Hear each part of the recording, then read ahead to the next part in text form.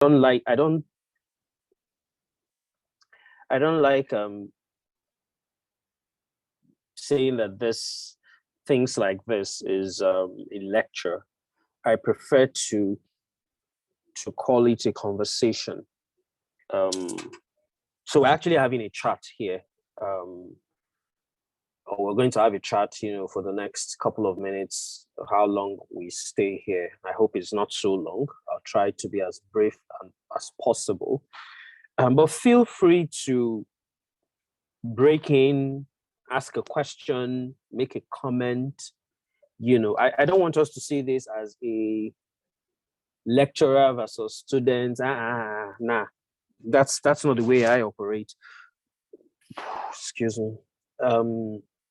We're having a conversation, and that's how I want it to be. you know. Let's see, let me adjust this thing, say somewhere here. Okay. So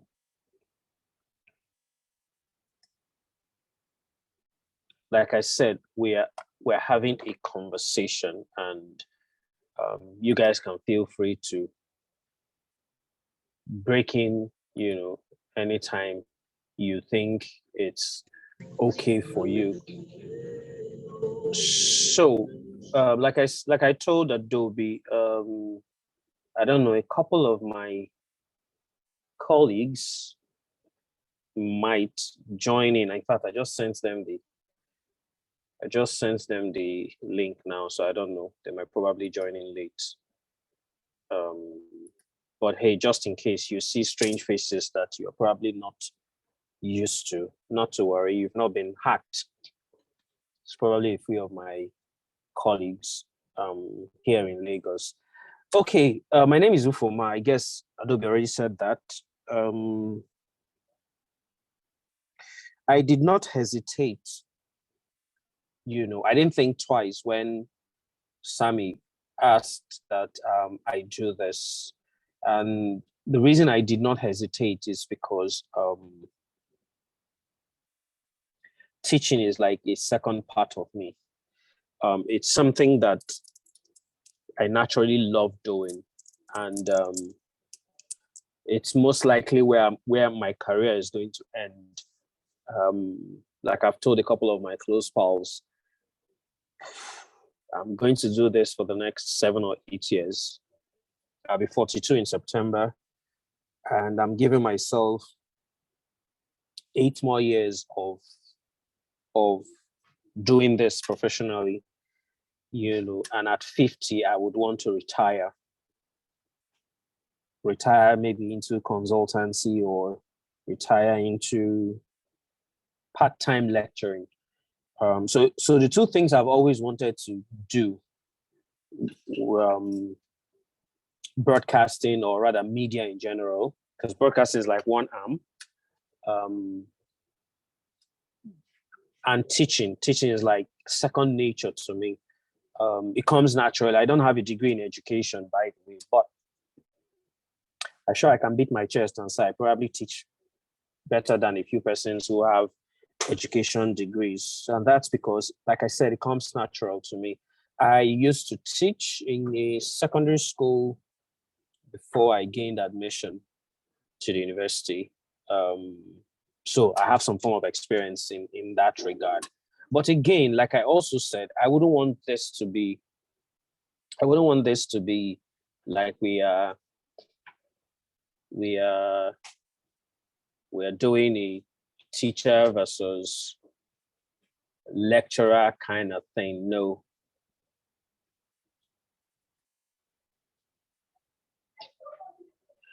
So, sorry, apologies, guys. I'm trying to get the material. Everybody has it, right? Yes, sir. It was sent to the class. Okay. Adolfo Steven says our rhyme master Truman Nolly. Sorry, you're not going to hear rhymes because I'm not Truman Nolly. I am not Truman Nolly. Chuma can go ahead and do all the rhymes he wants to do in the whole world. I don't have that skill. That's his forte. My name is Ufuoma. Just a second. I'm trying to get the material so that I can.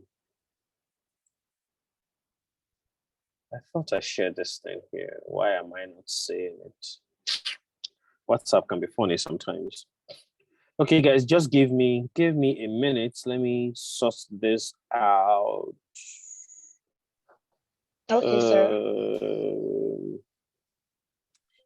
But while I'm trying to sort it out, it will not be out of place if we do some form of introduction. No, I think I'm seeing about 22 persons here. Will that be out of place? I'm seeing names here, but let me formally get to meet everyone. Is that okay? Yes, it won't be out of place. So, how do we do it? Do we just say our names? Just Sir? say a name and maybe one interesting thing about you. Name one Okay. interesting thing about you. Maybe one interesting thing that every other person does not know. Let's do that. Let's break some tables here. Let's see the people who have not Okay. eaten Indomie all their lives like me. I've never tasted Indomie before. Yeah, Wow. that's one crazy thing about me. Yep. Okay, let's go. Nice. Adobe, let's start from you. Okay, I'm going to go first. Yes, Yes. sir. So my name is Wiwu Adobe Doris. I'm from Imo State, Nigeria. Where in Imo And State? Obo Okay. local government area. Okay. Yes. I grew up in Imo State. So I asked, oh, that's great, sir. I studied medical laboratory science. Oh wow. But I didn't have passion for it. Hmm. Yeah. So I didn't have passion for it. I just studied it because my parents wanted me to. Yeah. So I currently have a business I'm running. I do nails for ladies. I'm a nail technician here in Port Harcourt, Nigeria. Yeah, and I'm currently running this media school. I'm in this media school to learn about the media space and, get into the field too. So that's that about me. So who's going? Okay. Adejumo Adekunle. Adejumo. Not even. Go ahead. I can see your hands up. Good morning, sir. Good morning. My name is Adejumo Adekunle. Okay. And I'm from Oyo State, Onara local government. Okay. I studied and graduated from River State University with a degree in mass communication. And the very interesting thing about myself, just to use your word, is that I'm an entrepreneur. I sell pap, what some people will call literally a kamu. And that's how I funded myself through school. And while in school, I've been volunteering for a campus radio station for the past 5 years. So that is like a summary for me. That's nice. You're a big man now. It's not easy to have to do that kind of business and still fund your way through school. You're a big man, Adekunle. Good to meet you. Okay, Daddy Guardian, let's go.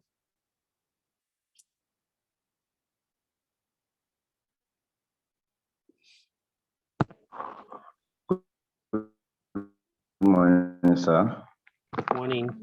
Hey, Jesus Christ, you people will not stop this sound. I'm dead today. Go ahead.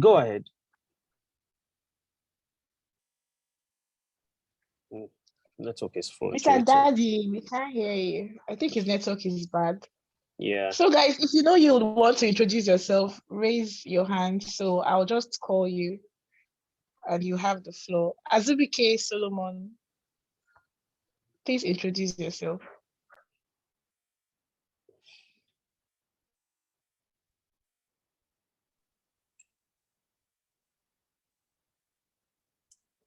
Is it me or the network is not so great from, or is it my own network? Okay, No, daddy's network is bad. He's just left. Probably join again. Yeah, the MTNs and the Airtels of this one, the glues of this one, they can be really frustrating. I understand. yeah, that's So, true. So network has been really terrible these past days. Azubike okay. Solomon, I called him. Or okay, Tana Diba. Tana Diba. Hi, good Please morning. introduce yourself. Hi, good morning. Morning. My name is Tana Deba Iriba. I'm from Rivers State, a 300 level Linguist and Communication student of Uniform. Uniport. Yes. What's Okay. interesting? I love to write and cook. Mm. Yeah. I'm coming Yes. to Port Harcourt very soon. Shall we eat your food? You're welcome, sir. Okay. Yeah, that's basically it. Not Okay. Good to see you, Tana. Tana, that's is that Ogoni or Kalabari? Ogoni, sir. Okay, Ogoni. Okay, cool. All right, Ike Delight Ubona. Introduce yourself. Okay. Good morning, everyone. Morning. Hi, you like Ubunna, my point state. Basically, I'm online digital career enthusiast. Let me put that way. I would say enthusiast in the sense that in this era where everyone looks up to anyone who does online business for living as a scammer and someone that cannot, something that is not sustainable is something I look up to put as a challenge to change that narrative in the minds of people, especially in this part of the town. So I'm to Devizu and other affiliate platforms that are globally within our reach here as Nigerians. And diving into media space, when I got to the info from mentor Sammy yeah, it's something as a child I love so much. In following anything radio presentation. I follow it with passion. I love every aspect of it, and I just want to exploit this opportunity that has been extended to us. So that's the bit about me. Appreciate it. Okay, that's cool. Okay, yeah, Azubike Solomon. Please introduce yourself.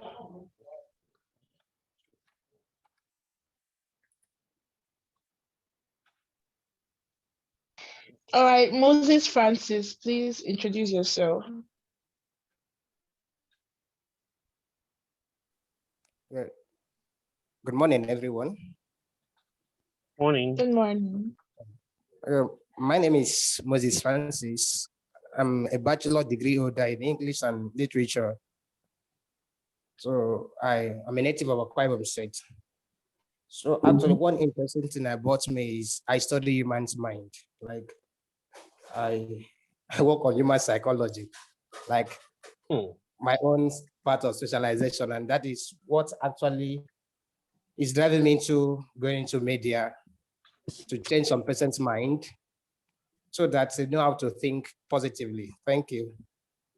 Moses, please, can you change my mind so that I will make money, Biko? Okay, so there's no problem. Actually, there's what we call law of attraction. So how to attract money. Please, I want to learn, Biko. I will come for the next class so that you Okay. teach me. I don't Okay, want so to no be a problem, broadcast. No Okay. problem, Okay, who's next? McDonald Samuel, please introduce yourself.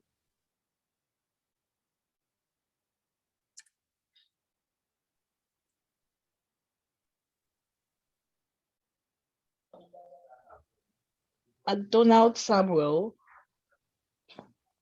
It's like some of us are a bit shy, or is it network? Please, guys, raise your hands now. So you can introduce yourself.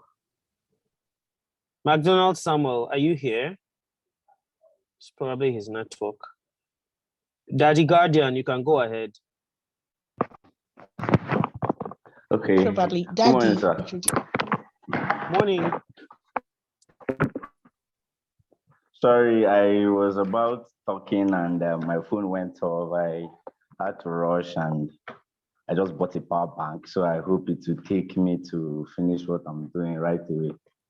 My name Power is bank, Daddy power bank Guardian. that you did not charge. Usually you should charge it and let For it the be moment, full. let me meet up first. Okay. Let me meet up first. Sorry. So my name is Daddy Guardian, as it is spelled in the group. I'm a graduate from the University of Jos. I came over to Port Harcourt to serve. I read administration and management.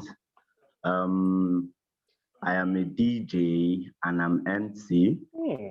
Aside that, I also have a business, which is a commercial transporter, and the transport is tricycle. I do drive keke. Aside that, what else can I say? Yeah, I do night security work. I think Well, that's you're a all for man now. of plenty things. So, Wow. as in,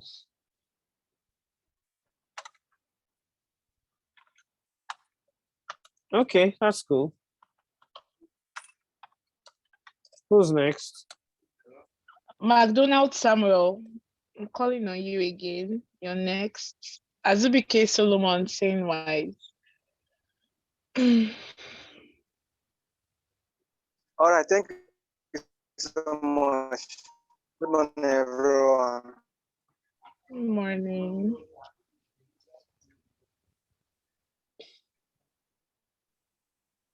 Hello, good morning, everyone. We can hear you. We can hear you. Go ahead. Yes, we can. Go ahead.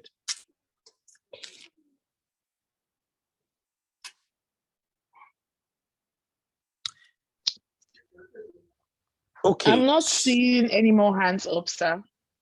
Yeah, so let's I think some of us are a bit shy. So we'll probably leave it at that. I can see a couple of my colleagues. Jennifer Tanyefa, that's one of my colleagues. I thought I saw Ismail. Yeah, Ismail Ogulana is another colleague of mine. And I have one of my ogas here. So just in case I'm making mistakes, he'll most likely correct me. His name is Hilary Norka. He's one of my ogas. So just in case, maybe we'll continue.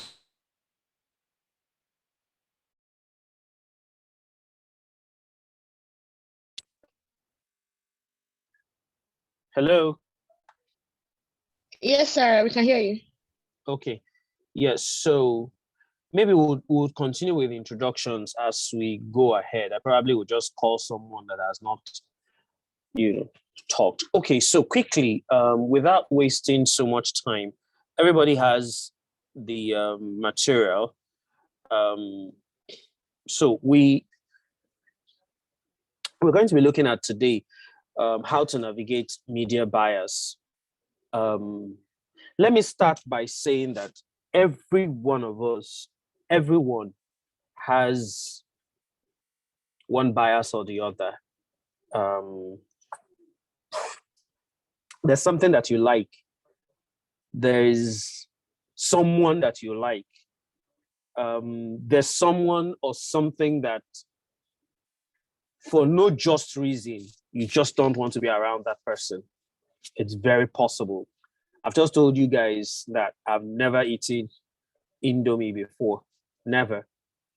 And that's because naturally I have very terrible eating habits. I could just decide that, this thing, now I'm not tasting it. I never ate apple for a long time. Tell me why. Ask me why. I don't know. I just did not want to eat it. Until one day I just woke up and I said, let me even taste this thing. I did, and I have not looked back since then. For Indomie, I've tried, I've tried to.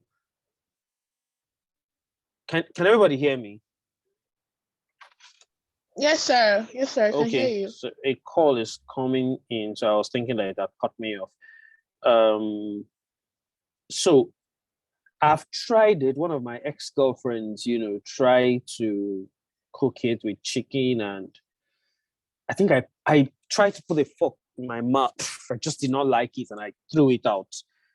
And since then, I still haven't tasted it. If you come to my house, you probably see a carton of it. That's because I most likely someone will come to my house and say, "Oh, I want to eat Indomie." So that's why I have it, but I've never eaten it or tasted it since that day. Um, so the reason I'm bringing all of,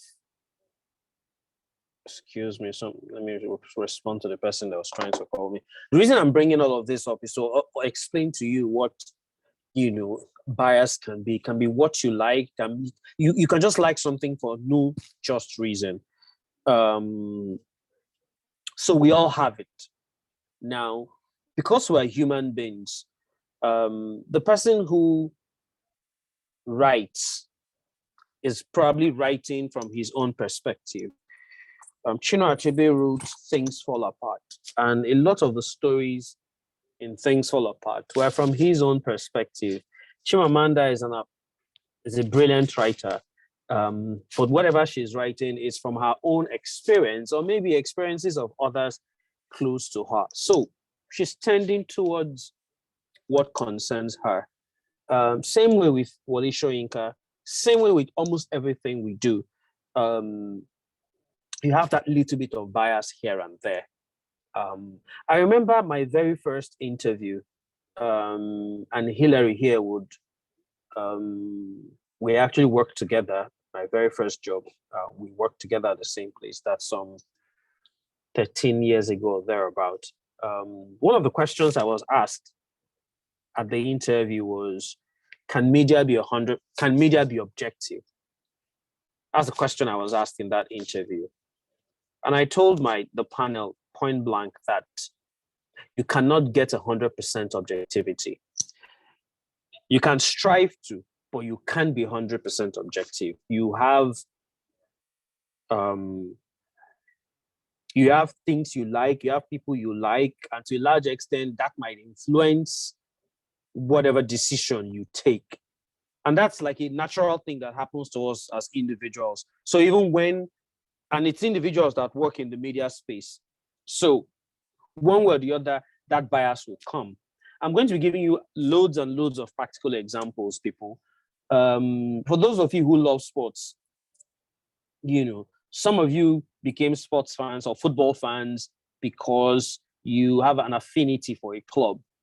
Manchester United, Chelsea, Enyimba, Rivers United, whatever it is. You would notice that if you're a Manchester United fan, hi, how are you, Onyinye? You will notice that as a Manchester United fan, when everybody is criticizing your club, you don't want to see the criticism. You are hoping against hope that, oh no, things will get better. Please, can you mute your mic? McDonald Samuel. I was saying that as a Manchester United fan, for those of you who are sorry, I'm picking on Manchester United. It's just, that's the only thing that entered my head.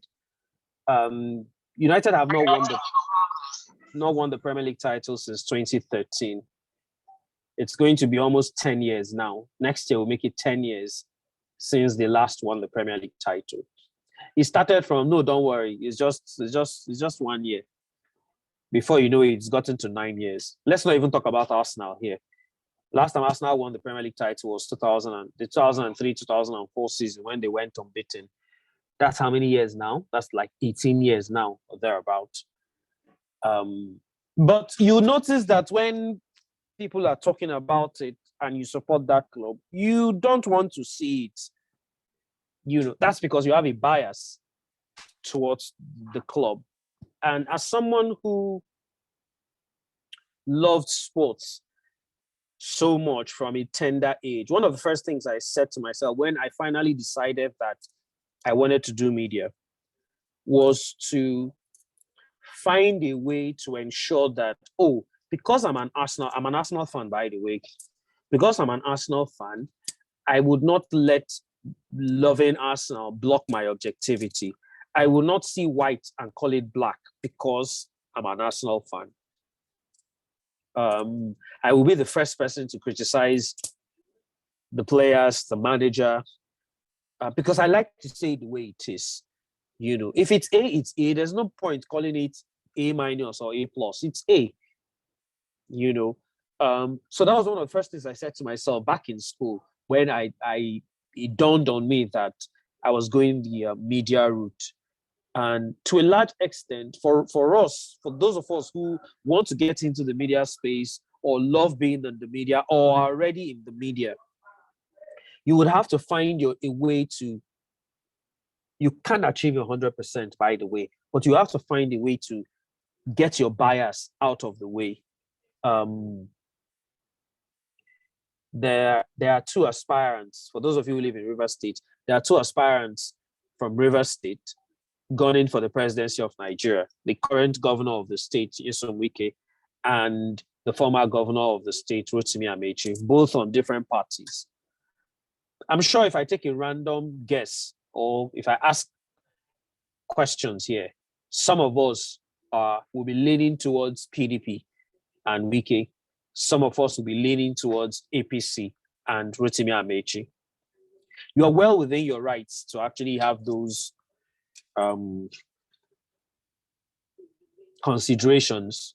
But as someone who's in the media, you have to find a way and not ensure that your bias is portrayed in what you do, portrayed in your analysis, if it's news, portrayed in your reportage, portrayed in your editorial judgment. You have to be seen to be fair. Again, I'm still repeating it. You cannot be 100% objective. You can't, but you have to be seen to be fair. And when we're looking at this topic, media bias, because here's the honest truth. A lot of the media actually has a focus or a bias. And I'll give you loads and loads of examples because they are bound. Now, you might not see it. The bias might be subtle. You would have to be experienced enough or understand things enough to understand that, oh, the reason this station is tilting towards this way is because, there's a bit of bias from the editorial point of view or from the ownership point of view. I think to a large extent, one of the things we'll look at today will be media ownership.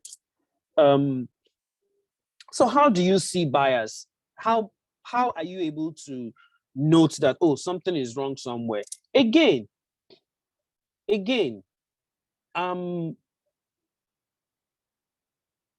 nobody's going to come out of this whole exercise with 100% integrity. Not Wazobia Info, where I currently work, not the Nation newspapers, not AIT, not any station will come out, and not all of us individuals will come out 100%, because we all, again, like I said, have a little bit of biases here and there. The bottom line is, for you in the media space, are you able to see through that bias? I'll give a very good example. And again, this is not me trying to throw anybody under the bus. It's just what it is. I'm sure most of you here watch TVC. I'm sure some of you here read the Nation newspaper. When we get to media ownership, well, we're even talking about it already. Somebody owns those two stations. Hillary, my colleague here, used to work for TVC. And maybe he might even give you more examples here. I'm sure in the newsroom, there's that choice to be independent. There's that wholesale plan to be as independent as possible. But guess what? You as the news editor, for example, trying to be objective and, not be biased towards one. But there's somebody who leads that department. If that person has a bias, you're not going to get away from it. There's someone who owns the station. If the person wants to be biased towards whatever he's doing, you cannot run away from it. Now, the owner of these two media organizations I just mentioned is currently a presidential aspirant. If you do not know, well, let me tell you, his name is Bola Ahmed Tinubu. He is of the APC. Now, it might not be so brazen, but if you watch TVC or if you read the Nation newspapers, especially if you read their editorial or their columnists, it's obvious. You will see it that even as much as they try to report every person, they will give focus to the owner. I'm talking politics now. I'm talking the politics of trying to be president. One of Tinubu's main challengers is the former governor of Rivers State, Amechi. Most likely, if you watch Journalist Hangout, the show where the senior editors do some bit of political analysis or analysis of some of the events that happen. If it comes to politics, you just watch. If you've not noticed, take your time from today. Take your time. In fact, this next week we're entering is the primaries week. So it's going to even get intense. Take your time and watch Journalist Hangout from Monday. It shows, I think it airs 5 p.m. and then there's a repeat broadcast by 11 or thereabout. You will see these subtle tendencies to say the great qualities of the owner of the station, Bola Ahmed Tinubu. And you would also see the subtle way of trying to magnify the weaknesses or the excesses of his main challengers. His main challengers, including the current Vice President, Oshibanjo, the former governor of Rivers State, or former Transportation Minister, Rotimi Amechi, and every other person who they possibly think is a rival. If you've not noticed it, start watching from Monday, you will see it. Now, let it not be like I'm trying to bring one person down. Flip over to AIT. The owner of AIT is a card-carrying member of the PDP. You will see it in their news bulletins. You will see it in their programming. You will see the subtle way of always magnifying everything bad about the APC government. Again, if you've not noticed, take your time. Now that I've said it, start watching from Monday, or from even today. It will be so glaring. That's media bias, unfortunately. So as much as the media ideally should be objective, it should speak the truth, it should report factually, you cannot run away from these little bit of biases here and there. And that's why as media persons or persons who want to get into the media, it's imperative for us to be able to detect or know these things so that when you see a report, you can ask questions, which leads me to what we have, how to spot media bias. How do you spot it? From the page 3 of the material you have, I said, when trying to spot biases, ask yourself the following questions. What kind of information is it? What you're watching on TV, what you're listening to on radio, what you're reading in the newspaper or the website, what kind of information is it? Is it news? Is it an opinion piece? Is it an ad? Does it appeal to your emotions? Does it make you think? These are questions you need to ask yourself. So when you're watching, for example, NTA News, I forgot them. NTA. NTA is supposed to be the media of everybody because it's funded by taxpayers' money. But unfortunately, NTA is the second mouthpiece of any government in power. So when it was PDP that was in power before 2015, watch NTA and you see that almost everything they say tilts towards magnifying how great the government is, such that even when something bad happens, you probably not see it in their, they will find a way somewhere and just include it in the news, but not say anything much about it. Can't remember the last time I watched NTA, by the way. In the last 20, 22 years, I'm not sure I've watched NTA news more than 2 or 3 times. The last 2, 3 times I've managed to watch NTA was when they had the interview with the president, and I had to watch because I had to watch. I had to work on it. That's the only reason. Aside that, you will never catch me watching NTA. I'm sorry. NTA is still in the 1970s, but we're in 2020. So has anybody bothered to look at NTA's graphics? I'm sure the people who do beginner jobs, who are on the beginner level of graphics, can do a lot better than what you see on NTA. It's horrible. But that's, by the way, that's a story for another day.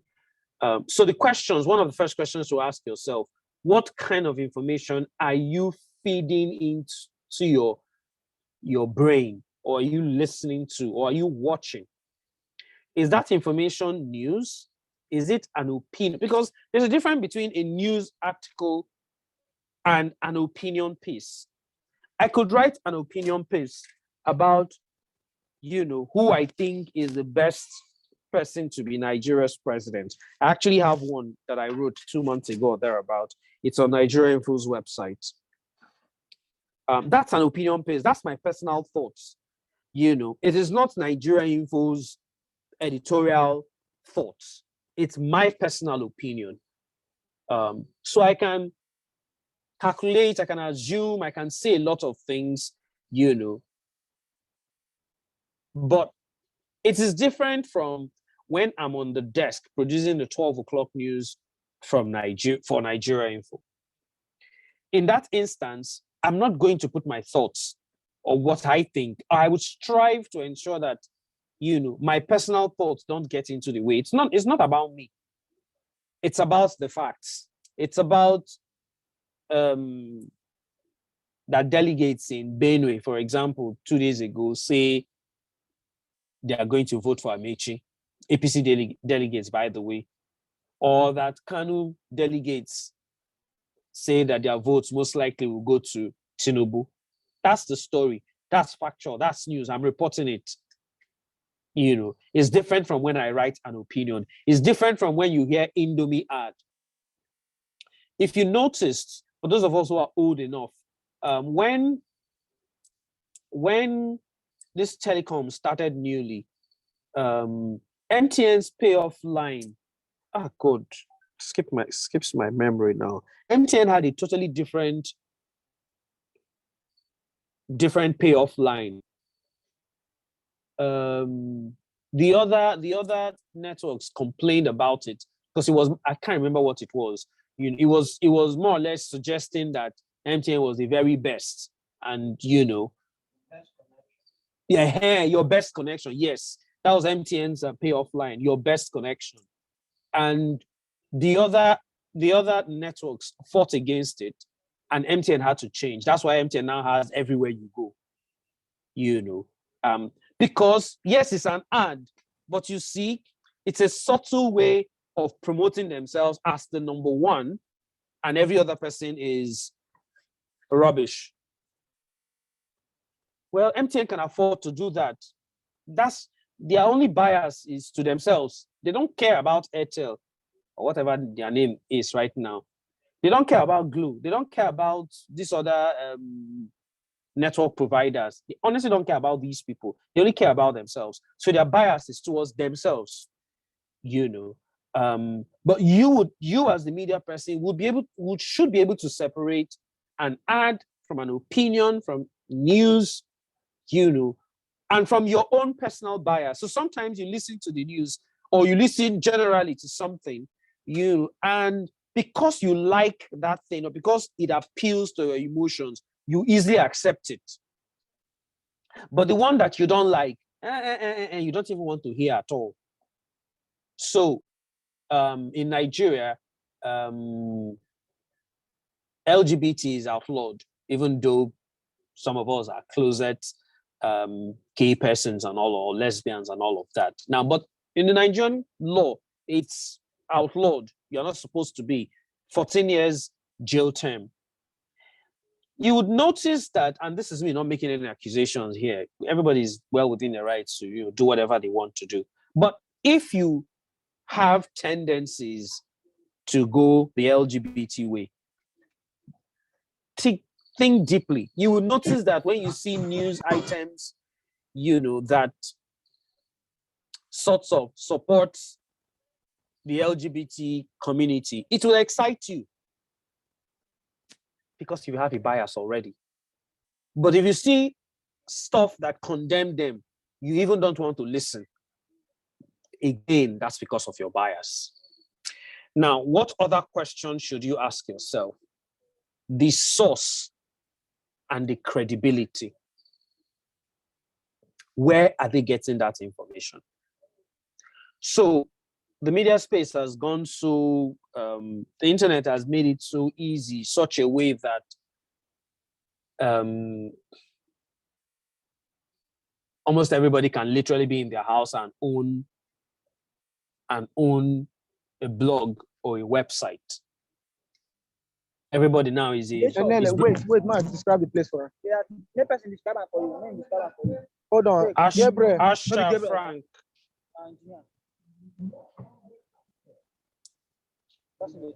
Asha Frank, could you mute your mic? Okay. Hello, everyone. Am I making sense, or I'm just talking to myself? You're making sense, sir. You're making sense. Okay. Let me call some random person. Tana, are you here?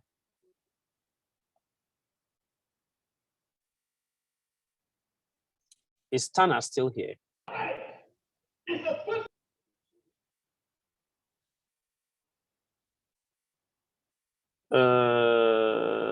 Kayode Fagbegi. Kayode, are you here? Yes, I'm here. Yes, I'm here, sir. Yes, I'm okay, here, Mr. Ufuoma. Please. So, Kayode, what was the last thing I just said? The last thing you just said was, what was the last thing you just said? Well done. You tried. You really tried, but that's what was credibility. About what is credibility. Exactly. That's what I wanted to hear. Well, that was a good one. It made me laugh. So I was trying to say that every dictum and Kayode is now a blog owner. Is not now has a website, now wants to do breaking news. I see it. Sometimes I want to hit my head on the wall when I see some nonsense online, but hey, it is what it is. But as media persons, I just saw, sorry guys, I'm laughing. So I just saw Premium Times. I have their notification. They just tweeted a story they just wrote, and the title is How Tinubu helped me become governor.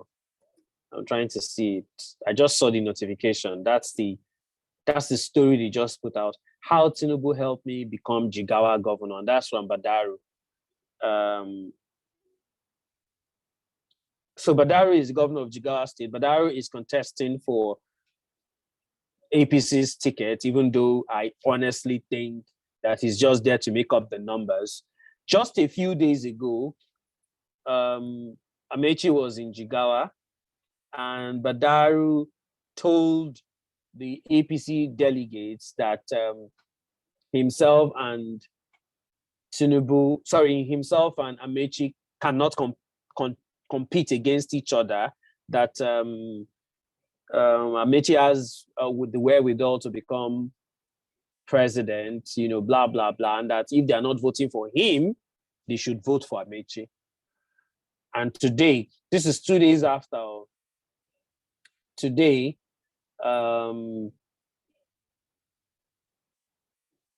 he's suggesting that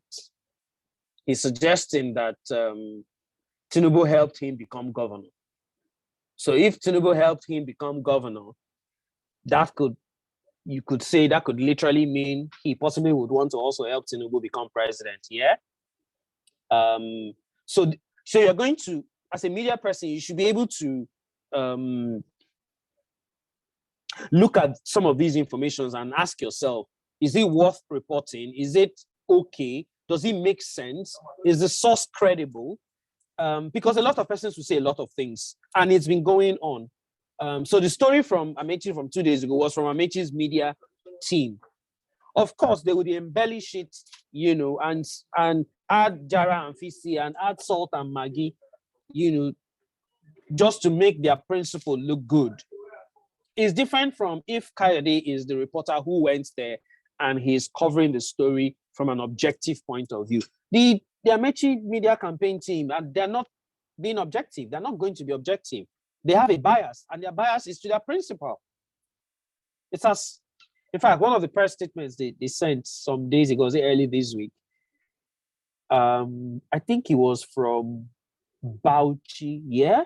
When Amechi went to Bauchi. Sorry, I'm talking a lot about Amechi because I get a lot of their press statements, himself and the vice president. Tinubu had gone to Bauchi, and I think the Bauchi delegates promised him votes. Amechi went 2 or 3 days later, and they also promised him votes. Then the press statement that the Amechi team sent was, I think they said 2 days after giving their support to so candidate, the Bauchi APC has overwhelmingly agreed to support.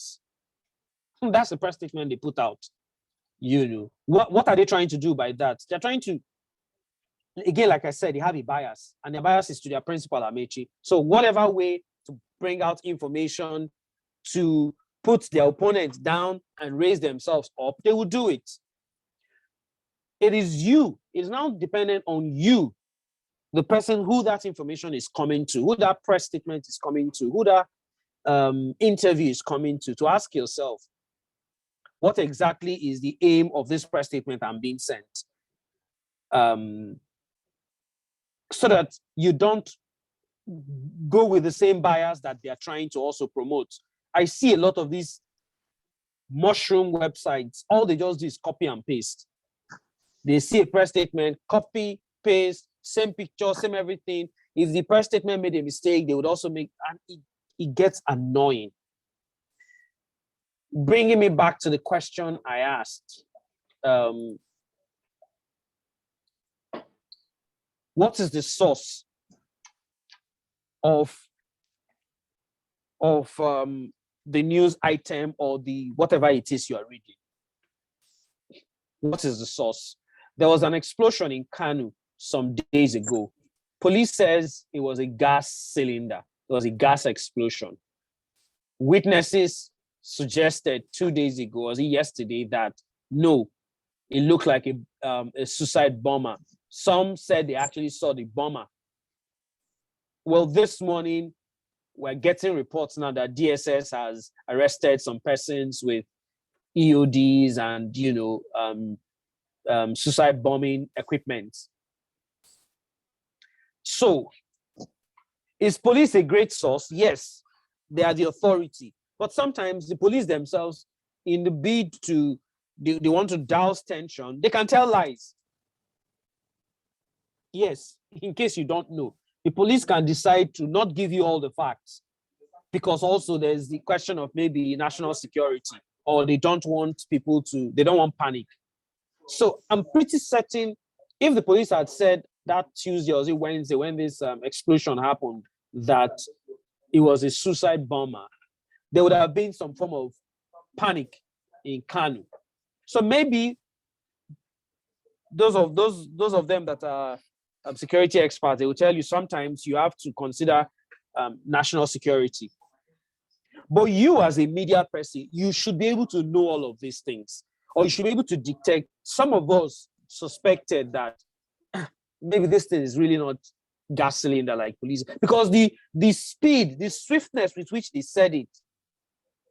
No, it just happened. 30 minutes later, 1 hour later, they have done investigation. They concluded that it was a cylinder. it looked a bit suspicious for some of us who have been old enough in this business, So you should be able to ask yourself those questions. This source that is giving me this information, is it credible? Because the source also has his or her own biases. What is the police bias in the Kanu situation, for example? Maybe to douse tension and not cause panic. Maybe that's why they told a lie. So those of you who follow sports must have heard that Nigerian government has banned the basketball teams. They've withdrawn from basketball competitions for the next 2 years. And the excuse or the official information that was given out is that they did that because they want to reorganize sports, the basketball in Nigeria for the next 2 years. Well, there's also another school of thought that says that some of our basketball teams that have qualified for international tournaments actually want to go to those tournaments and stage a protest and not participate.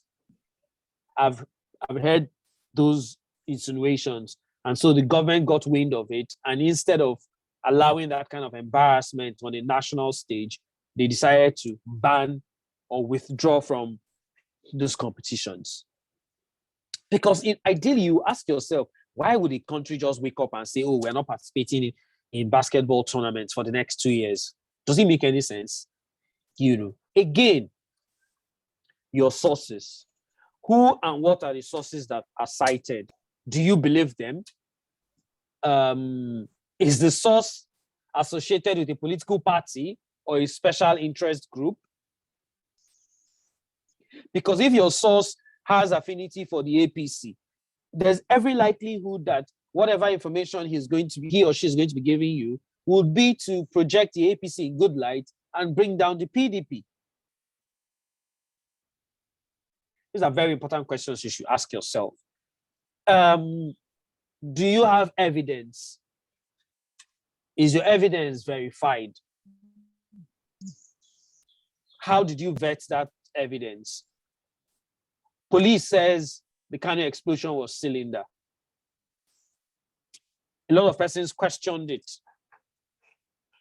A lot of persons asked questions. How did you just know overnight? So if you're able to ask yourself these questions, to a large extent, it will help you navigate and see through the surface. When the vice president a month ago, was it 2 months ago, announced his bid, that Monday morning, when he put out that video on social media went agog. But notice that day, the people who have leanings to Tinubu got upset. And you started hearing talk about betrayal or no betrayal. Oh, he's biting the hands that fed him. Those of you this is not strange, Abi. This is what I'm saying is not strange, yeah? No, it's not. It's not strange, sir. Good. You've been here. You guys have been hearing the issues of betrayal, Judas Iscariot. In fact, there was a meeting. There was a Southwest meeting of the APC a few weeks ago, I think 2 weeks ago, Then somebody did the picture of it. So in that picture, Oshibanjo, the vice president, was just sitting alone. And then the other guys were trying to shake hands with other people. Somebody did a picture of that and then put a second picture under of the Last Supper, where Judas Iscariot was a bit alone. And that picture went viral. What are they trying to insinuate with that picture? That Oshibanjo is the betrayer. He is trying to betray his political godfather by trying to contest for the same position that his political godfather, Tinubu, also wants to contest for. As a media person, when you see such pictures, you should be able to decode what exactly those pictures are trying to portray, and not help in propagating people's biases, because that's someone's bias. That's someone who has affinity for the aspirations of the former Lagos State Governor Tinubu. The same way the Oshimanjo camp too will do. In fact, on Arise TV about a month ago, someone that is in the Oshimanjo camp came and said some things in the bid to want to talk about how Tinubu is not healthy. The guy went ahead and criticized even the president. I think his statements were like, no, we don't want to have another president that will be traveling to London, every month or so something to what I'm not getting the exact words he used, but something in that light, which indirectly was more like indicting Osinbajo's boss, the person he is trying to replace. And the Osinbajo cap had to come out and publicly deny the guy. They threw the guy under the bus, even though the guy has been a vocal member of the vice president. But they knew the implication of the guy's statement. And the guy was there with Magnus Abe. Yes, I remember Magnus supports the aspirations of Tinubu.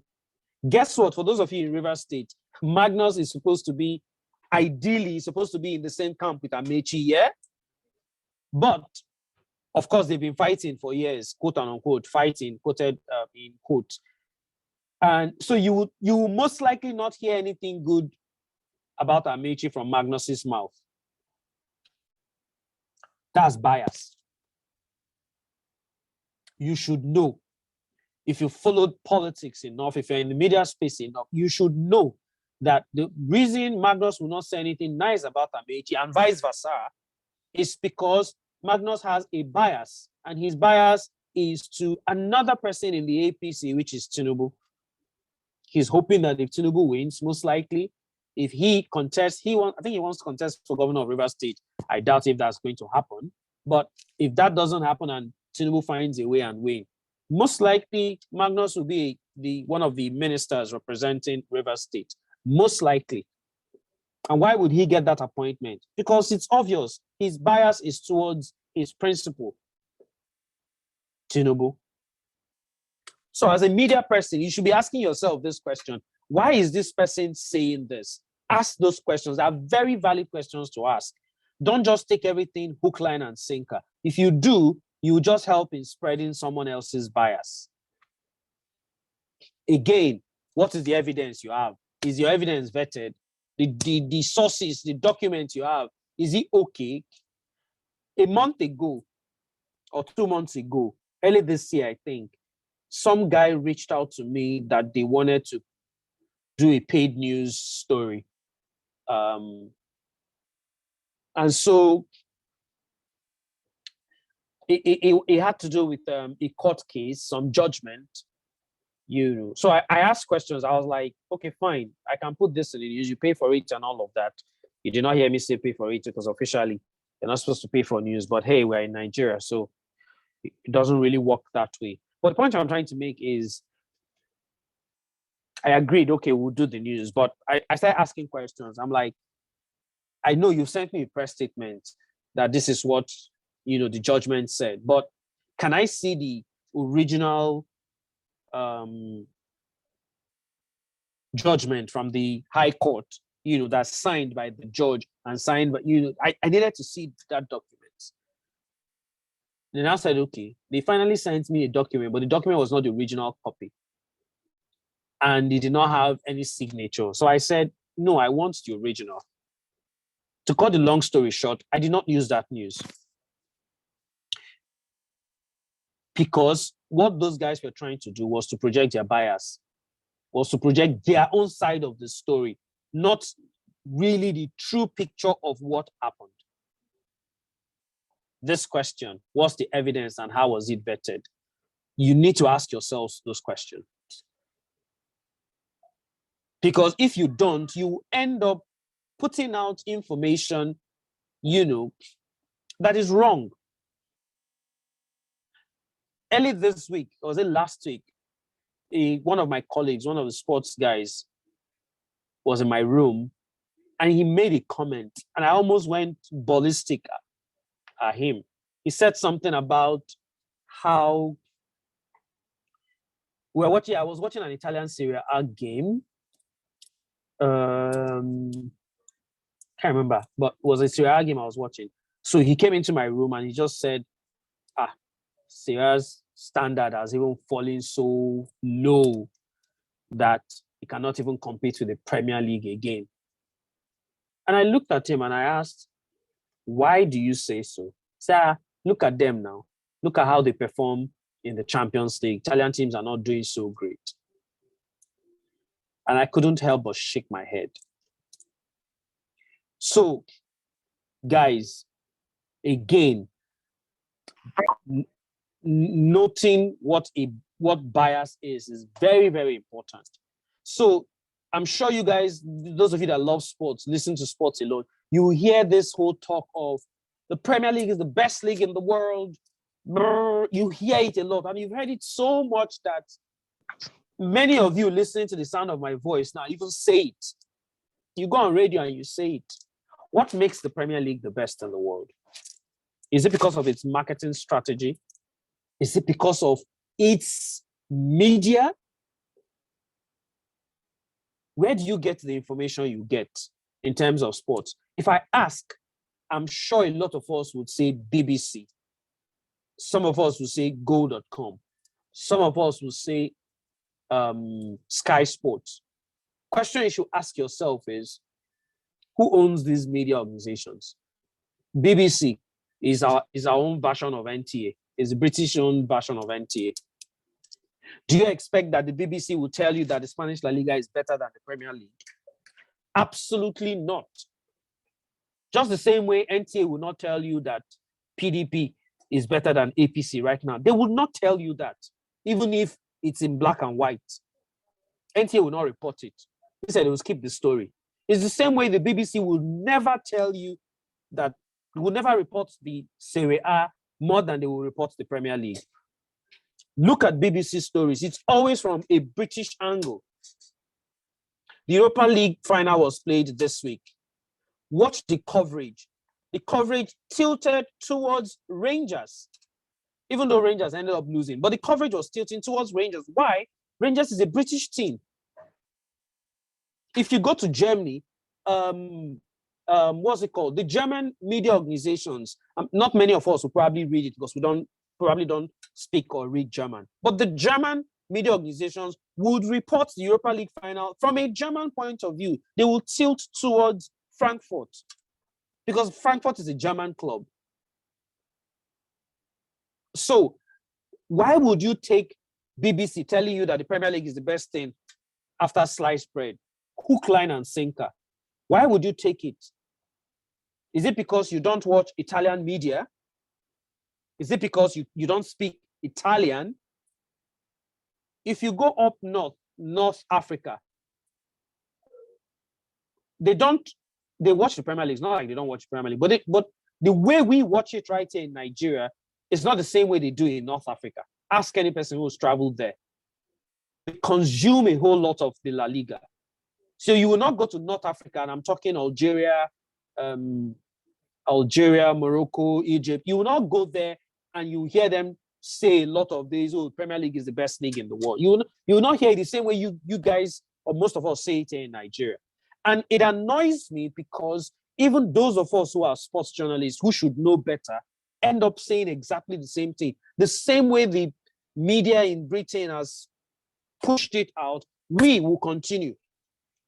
We're just helping their agenda.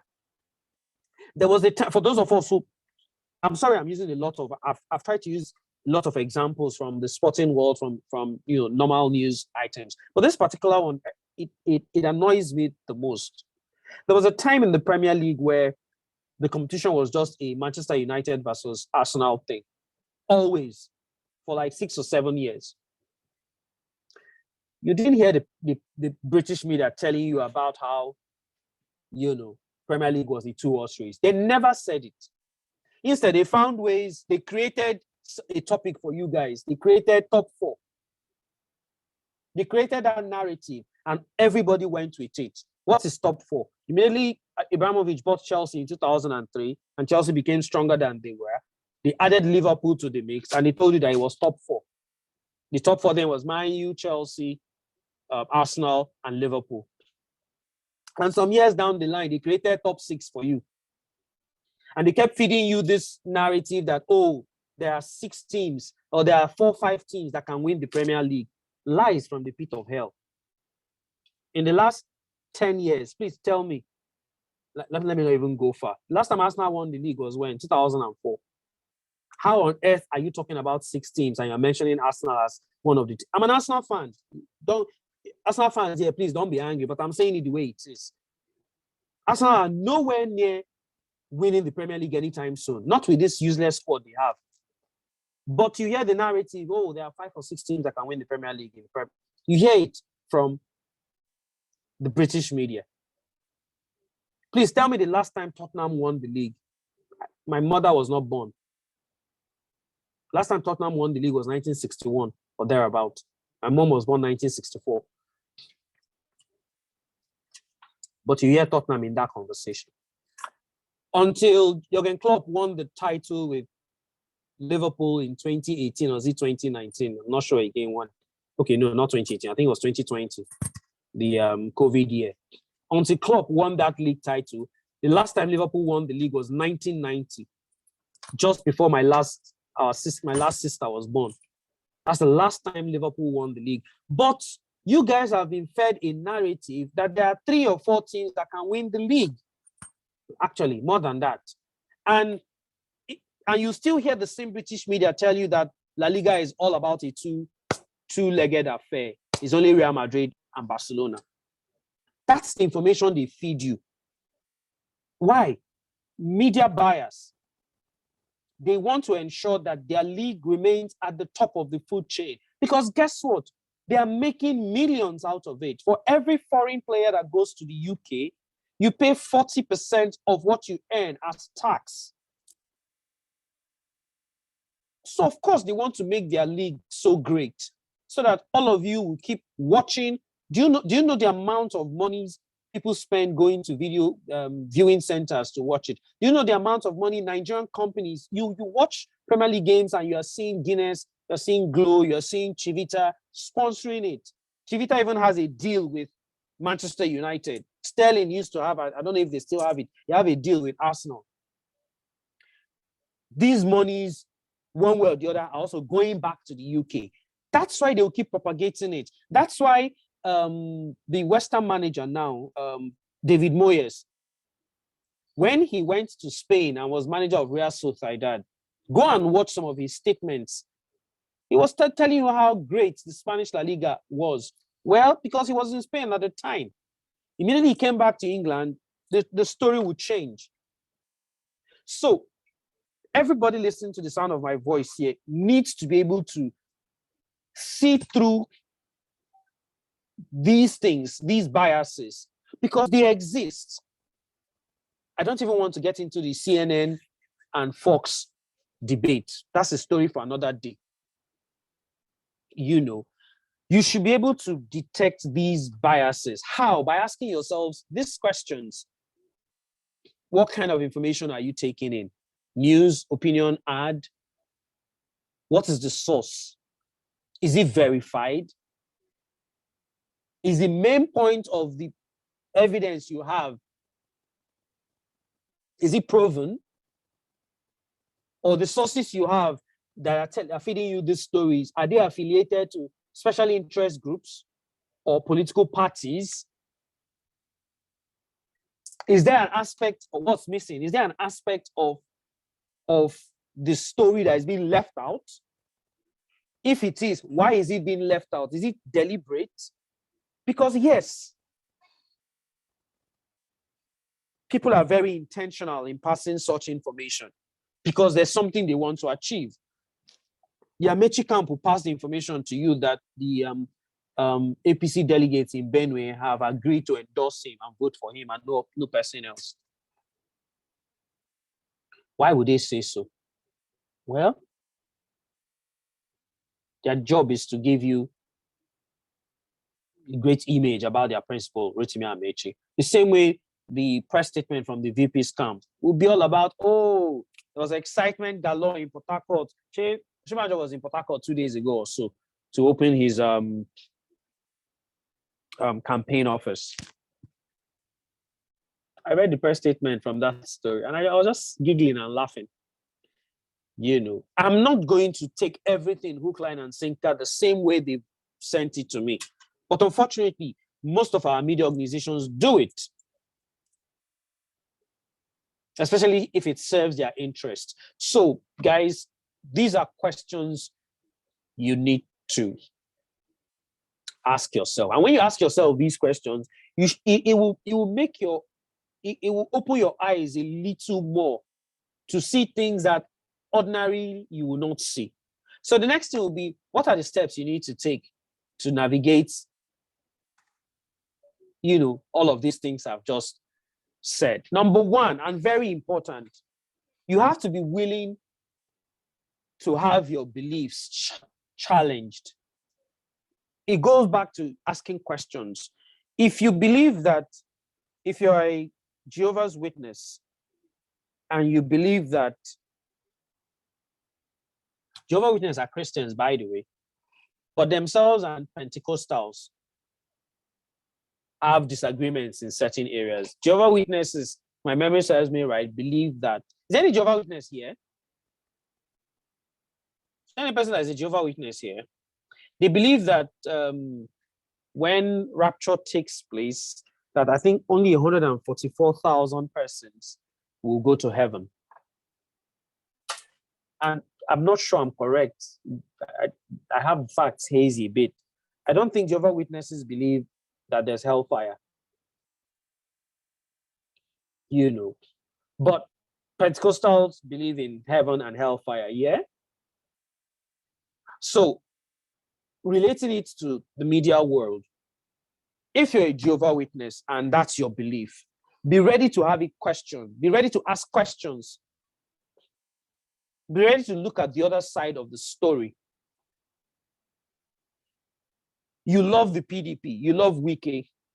So when there's a story that's bad about Wike, you say, no, it's not true.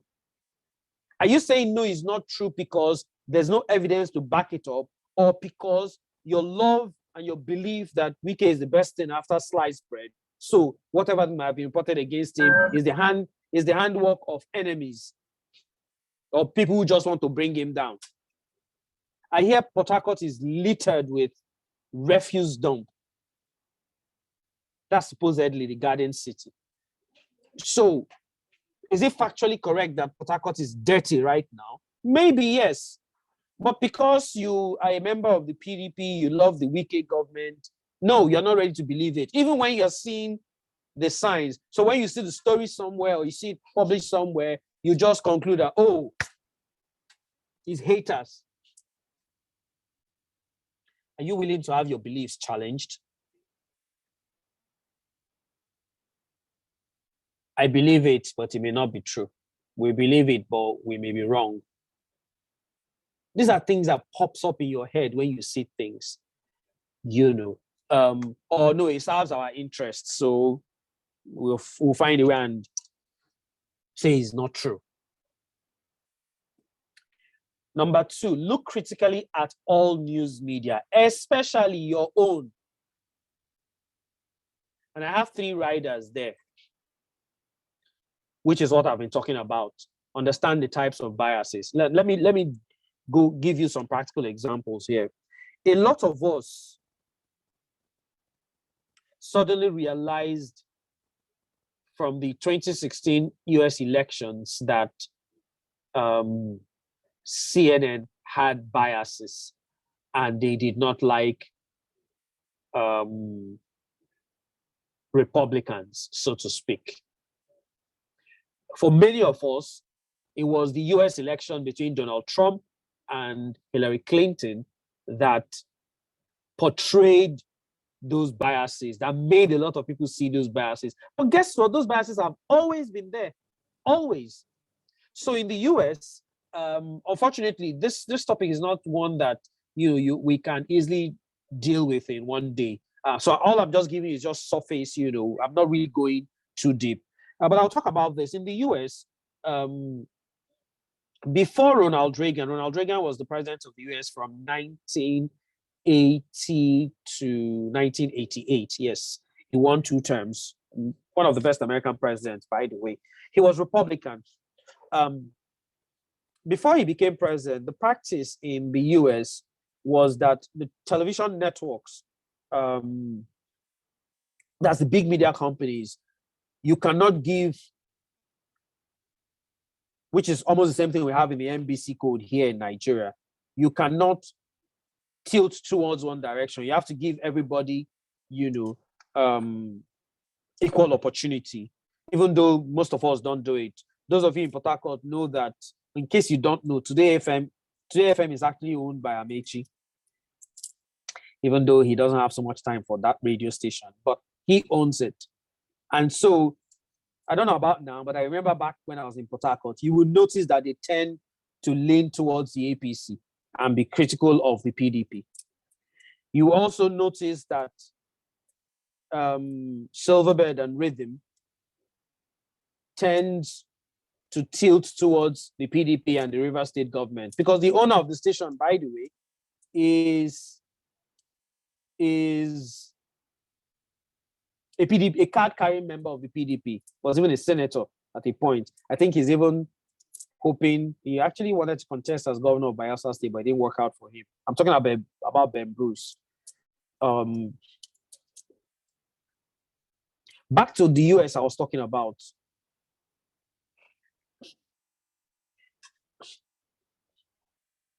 So Ronald Reagan, for Republicans and conservatives, they believe that whole giving everybody equal rights was still favoring Democrats and progressives, as opposed to the people who are a lot more conservative in nature. So Ronald Reagan changed the what you will call the NBC code. He changed it in the US such a way that you don't have to give everybody equal opportunity. You can focus on one sets of people, and that's if that's your way. So if you want your news or whatever it is you're doing to be tilted towards conservatives, good for you. That opened the American media space in such a way that the likes of Fox and CNN came into the saddle. So Fox became the media for conservatives, quote unquote Republicans, while CNN is a lot broader, but still tilts a bit towards less conservative. That's why the CNN, for example, can have anchors who are LGBTQ, or have anchors who support it. But you rarely find that on Fox, because Fox is more conservative, more of the quote unquote evangelicals, Christian community. CNN is more of the come as you are. But it's been like this for years. And for CNN, you might not notice it, but you will see the media bias in the guests they bring in. So even when they bring in a Republican, for example, as a guest analyst on their shows, it wouldn't be the kind of Republican that you most likely see on Fox, hardliner, far right. No, it will most likely be a Republican who is a bit to the center, who is a bit lenient, who is a bit pro center, so to speak. You might not know all these things, but it happens. So the bias can be in form of the guests that come in. It might be in form of the kind of reportage. I'm sure some of you followed the US elections in 2016 and the one that Joe Biden won. Every little thing that Trump is an idiot, by the way. Sorry for using that word, but that's what it is. Trump is an idiot. But the coverage of Trump was a little over the top from the media organizations that leaned towards Democrats. And that divide has been there. So if you read if you read the New York Times, it's not going to be exactly the same way as the Wall Street Journal. And what I have tried to do, to a large extent, I can afford it now. I have subscriptions for the New York Times, Washington Post, who are pro-Democrat or pro-liberal or liberal in nature. And then the Wall Street Journal is a conservative media. You could say tending towards pro-Republicans. So I have these three American subscriptions because I want to have a broader view. So the way Wall Street Journal will cover Trump is a little different from the way the Washington Post will cover Trump. Just the same way, all through Trump's 4-year tenure, he was more comfortable talking to Fox because like minds. And 4 years before, when Obama was president, he was more comfortable talking to CNN. The same thing you have right now, where Joe Biden is more comfortable talking to CNN as opposed to talking to Fox. We need to understand these biases. They are there. Let's not even go far. Nigeria, I've given you examples. Dokwesi, AIT. I've given you examples. Journalist Hangout, TVC. Let me talk about my media organization, because at the end of the day, you are not going to, I'm not going to sit here now and tell you that everybody is a saint. No. But the good thing for the Cool Wazobia Info brand is that the owner of my station is a naturalized Nigerian, by the way. He's Lebanese originally, but he's gotten Nigerian roots. The owner of my station, remember what Buhari said in his 2015 address when he first won the election? Says, I'm for everybody, I'm for nobody. That's the kind of way I can describe the owner of my station. So he's not a card-carrying member of any political party. He's a businessman. So he tends to, follow in line with anybody. He can do business with the APC, or do business with the PDP, or do business with everybody. That has sort of translated into the way the Cool Wazobia Info brand operates. But again, each individual have their biases. I would sit here now and tell you that in the PDP, my bias for the presidential is tilted towards Peter Obi. That's where my bias leans. For the APC, my bias is tilted towards Rotimi Amechi. And I'll tell you why. I was in Port Harcourt for at least Amechi's last 3 years in government. He has his faults. He can be rational. He can get his own score for head. But anybody who's lived in Rivers State since 2007 till now, and again, this is my personal thoughts, you don't have to agree, would admit that there's a large difference in terms of governance between the Amechi governance of 2007 to 2015 and the present day government we have.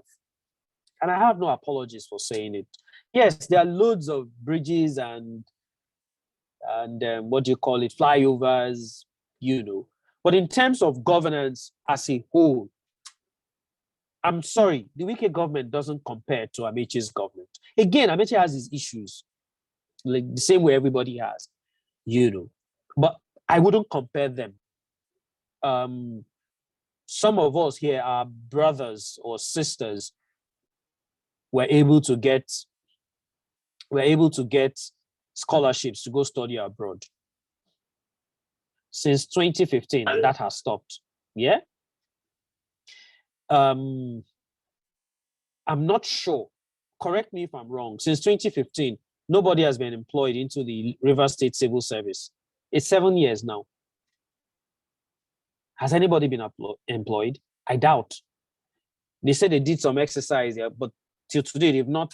Maybe people are employed through the back door, but official civil service employment has not been done for 7 years. At least the Amechi government employed 13,000 teachers. I see those things, and here's me thinking, oh, this is a better candidate. So if you ask me between Wike and Amechi, who would I pick? I'm sorry, there's only one answer, Rotimi Amechi. It means that I have a bias, yeah? That's what it means. I have a bias. So when you see stories I write, you ask yourself questions. Is Ufuoma writing this story because he already has a bias for Amechi as opposed to Wike? Or let me not compare APC and PDP. Does he have the bias for Amechi ahead of Shibanjo and ahead of Tinubu? Because I think these are the three major contenders. Every other person in the APC they're just doing what they're doing. I think the three major contenders in the APC for the presidency is Amechi, Shibanjo, and Tinubu. Either of these three, one of them will win it. But personally, if you ask me, I know who I want. But again, as a media person, as a journalist, I'm saying these things to you guys because this is a private conversation and I'm trying to let you understand where bias is coming. But I'm not going to come out publicly and tell you that I'm supporting Amechi. You will not see that from me. The same way you will not see me publicly criticizing Wike. If I want to criticize him, I'll do that maybe in my newsroom here. Because you also don't want to give people ammunitions to hold and say, oh, this person is saying this because, again, the reason I'm not criticizing Wike is my wife is one of the teachers employed by the Amechi government. She teaches in a government secondary school in Rivers State. So if I go publicly and start criticizing Wike, there's every likelihood that they will trace and say, oh, this guy's wife works for us. So okay, let's go and victimize her. It's possible. So you will not see me do that. Whatever I want to say, I'll possibly say it privately. My point in bringing up all of these is so you guys know that every individual has their biases. What I have tried to do, my news bulletin from yesterday, I had about 5 political stories. For the APC, I had a story about Tinubu, I had a story about Oshibanjo, and I had a story about Amechi. For the PDP, I had a story about Peter Obi, I had a story about Tambuwal, and I had a story about Wike. So whoever listens to my news will not know that Ufuoma Egbamuno's bias and first option is Peter Obi, and then for APC, first option is Amechi. You won't know that because I did not project that bias to my job. As a journalist, you're not supposed to do that. Even if you do, you're not supposed to make it so obvious. But unfortunately, most of us journalists and media people, we do it. We do it with it's so brash that anybody who knows will know that, oh, I read an article on I think it was this week, Tribune newspaper. I think it was a deputy political editor, and I just shook my head. Like you could literally see that the guy has leanings to the Saraki camp because his write-up was just so pro-Saraki. I just read it for reading's sake, and I got what I wanted to get, and I left the rest. Because it was obvious that this guy was writing because he has some bit of affinity for Saraki. But supposedly he's a journalist. Now, that's the information that is being fed to the public. Most of the public don't understand this thing. So they take these things hook, line, and sinker. But you as media people should be able to know these things. I'm wrapping up. And in me wrapping up, towards the end, I have a couple of media organizations and their owners, because this is also where the bias comes into play. I've told you guys about the BBC and how it's owned by the British government. So whatever they say will be pro-Britain. Rai TV, it's an Italian TV. Whatever they say will be pro-Italy. If you go to Spain, for those of you who follow sports, the media in Spain is tilted towards, the sports media in Spain is tilted towards 2 regions. There's the Catalan media, and then there's the Madrid media. So the Madrid media, AS is one of them. I think Marca, that's another Madrid-based media. You will never, you would see AS and Marca reporting how great Real Madrid is, how awesome their players are. But the stories they will write about, or most of the stories they will write about Barcelona will be the negative stories. How Messi went out late night and did not come home. How Messi did not greet somebody in one dressing room. If you're a media person, you should know these things. So you don't go to AS, for example, okay, because you're a sports person, you want to get sports stories, you go to AS and pick up a story, and you don't know that that story has an agenda. The agenda is to ensure that Catalan clubs, or mainly Barcelona, is painted in bad light. Google all the negative stories about Neymar when he was playing for Barcelona. Most of those negative stories were on Marca and AS. If you did not know, I'm sure you know the reason why now. Marca, AS, and Madrid Pro are pro-Madrid media organizations. Same way in Catalan, they have sports. And I think Mundo Deportivo or something, I can't remember. These two will not see anything great in Real Madrid. I wish I could get some stories. I would have just shown you guys links. You won't see great stories there about Real Madrid on sport, but you will see beautiful stories about Barcelona or Espanyol because they're Catalan-based clubs. You need to understand this media bias. You need to understand that NTA, even though they are owned by Nigerians in theory, NTA only dances to the tune of the government in power. That's why NTA would report less of the NSAS protest, because for the government in power, they believe that the NSAS protest, in fact, the president said it himself in his address, that there are the young people who want to come and overthrow him. That's what the president said. Young people who want to come and overthrow him, that's what NSAS was all about. So you'll see less of NSAS protests on NTA. But you will see lots of, in fact, Arise TV made their name or broke into the media space from their coverage of NSAS. Arise TV is owned by someone who's pro-PDP. In case you don't know it now.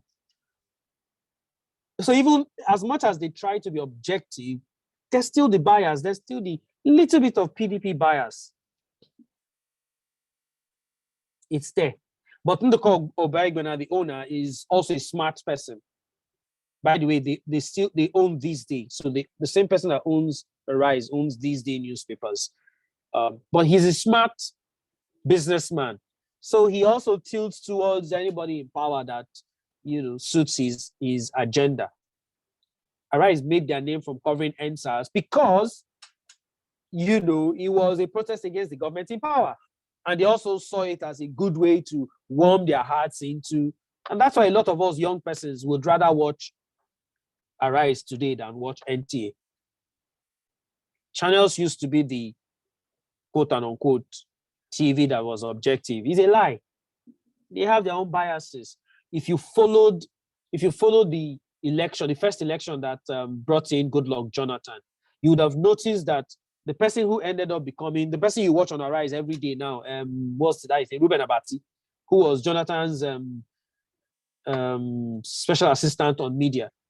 Ruben Abati was on channels almost every day doing analysis in the build-up to that 2011 election, preaching the gospel of Jonathan, preaching how great Jonathan was. So it wasn't a surprise to some of us when, as soon as Jonathan won that 2011, made him his senior special assistant on media. By 2015, if you could see through, you would have seen that John Momo was already tilting towards the Buhari camp, the APC camp. One of the reasons Jonathan lost 2015 was because Amechi, who was one of his big guns that played a role, and Tinubu, these two persons had a huge control of the media. Jonathan lost the media through some of his nonsense, and through agenda. So they used the media to a large extent to keep propagating the ills or the bad things. Most of the things that happened under the Jonathan government are happening today. Why is the media not saying so much about it as they did pre-2015? The answer is very simple. Media bias. A lot of the media is based in Lagos. A lot of this media is owned, okay, not owned, but the guys who make the decisions, the senior top guys in some of the newspapers and the radio stations and the TV stations have a bit of affinity to some people in the APC. I'm one of the, I manage the newsroom of arguably 3 of the biggest radio stations in Lagos. I'm one of the very few news editors in Lagos who is not in the Tinubu camp. I'm one of the very few. So that is why you most likely see less of criticisms or evil things, if there are any, from the Tinubu camp in the media. Control the media, you control the narrative. You control the narrative well, you can get whatever you want. I've told you guys about Tribune newspaper is owned by the Awolowo family. Awolowo actually opened Tribune. So of course, you would notice that if you read the Tribune newspapers, it tends to propagate a lot of, or it has bias for the Yoruba agenda. The same way Daily Trust has a lot of bias for Northern agenda. Same way Raymond Dokwesi and his AIT and Repower have bias towards the PDP. He's a card carrying member. Same way Bola Tinubu's TVC and The Nation has bias towards the APC. Notice that in recent times, there's been the Nation and TVC are beginning to criticize Buhari. Why? Because it's becoming obvious that Buhari does not want their own Bola Tinubu to succeed him. So all of a sudden, the Nation has started criticizing Buhari, something they didn't do for 6.5 years. Guys, you need to understand that bias. It's the same way Sammy Weja is a Manchester United fan, even though he would not tell you or he would try to hide it. You know, he's a Manchester United fan. Forget when he comes and tell you, oh, I'm supporting Chelsea now. But that's not true. He's a Man U fan. So to a large extent, you probably might see less of Manchester United. I'm not saying he doesn't criticize Manchester United. He does, because he's a professional. He doesn't have a choice. But you will still see some leniency. The same way maybe Ufuoma Egbamuno will possibly have a little bit of leniency too for Arsenal, even though I attack them the most. But maybe sometimes I just let them fly. It's my bias. The same way I have a little bit of bias too for Barcelona. I can't stand Real Madrid. I want them to fail every day, you know. But as media professionals, as persons who want to get into the media, we should be able to understand these. It will not be in your faces. It might not be in your faces. You need to really understand what goes behind the scenes to understand some of the things that you see in the media. You know, and I hope that I've been able to, you know, open your eyes a little bit to some of these things. And this would be where I would call it a day. So at this point, let's have more conversations. Questions, comments. Adobe, you can take the floor now. Okay, sir. Adobe is absent. She asked me to kind of take control. So if anybody has a question, you can indicate by raising up your hand and we'll call on you. Great lecture, by the way, sir. It was really, really entertaining. Thank you very much. Thank you for listening to my blabbing. Okay. Asha Frank, you can proceed, unmute and ask a question. Good afternoon, sir. Thank you so much. Yeah, Ufuoma, Egbamuno, thank you so much. I miss you so much in Port Harcourt. Yeah, you're one of my idols, like serious. I remember back then in 2013, Sammy Weja, Ufuoma, Egbamuno, Karela, Chumanoli. It was something sublime, so to speak. I miss you so much. I don't script my question. I don't script it because I want to. I'm actually in a wedding. I'm in a wedding, and I took out my time to actually listen to you because I really want to hear from someone like you, and you have been one of the best media person we've had so far in the media industry, so to say. Thank you. Yeah, I want to say you are one of these lectures. Since I've started this lecture, so to say, I've not gotten this thing you have impacted in me since this started. One media, somebody owning this, from being biased because someone owns this, from this one is owning this, and then not giving the public the right information, from this one owning this. I have listened to so many of these.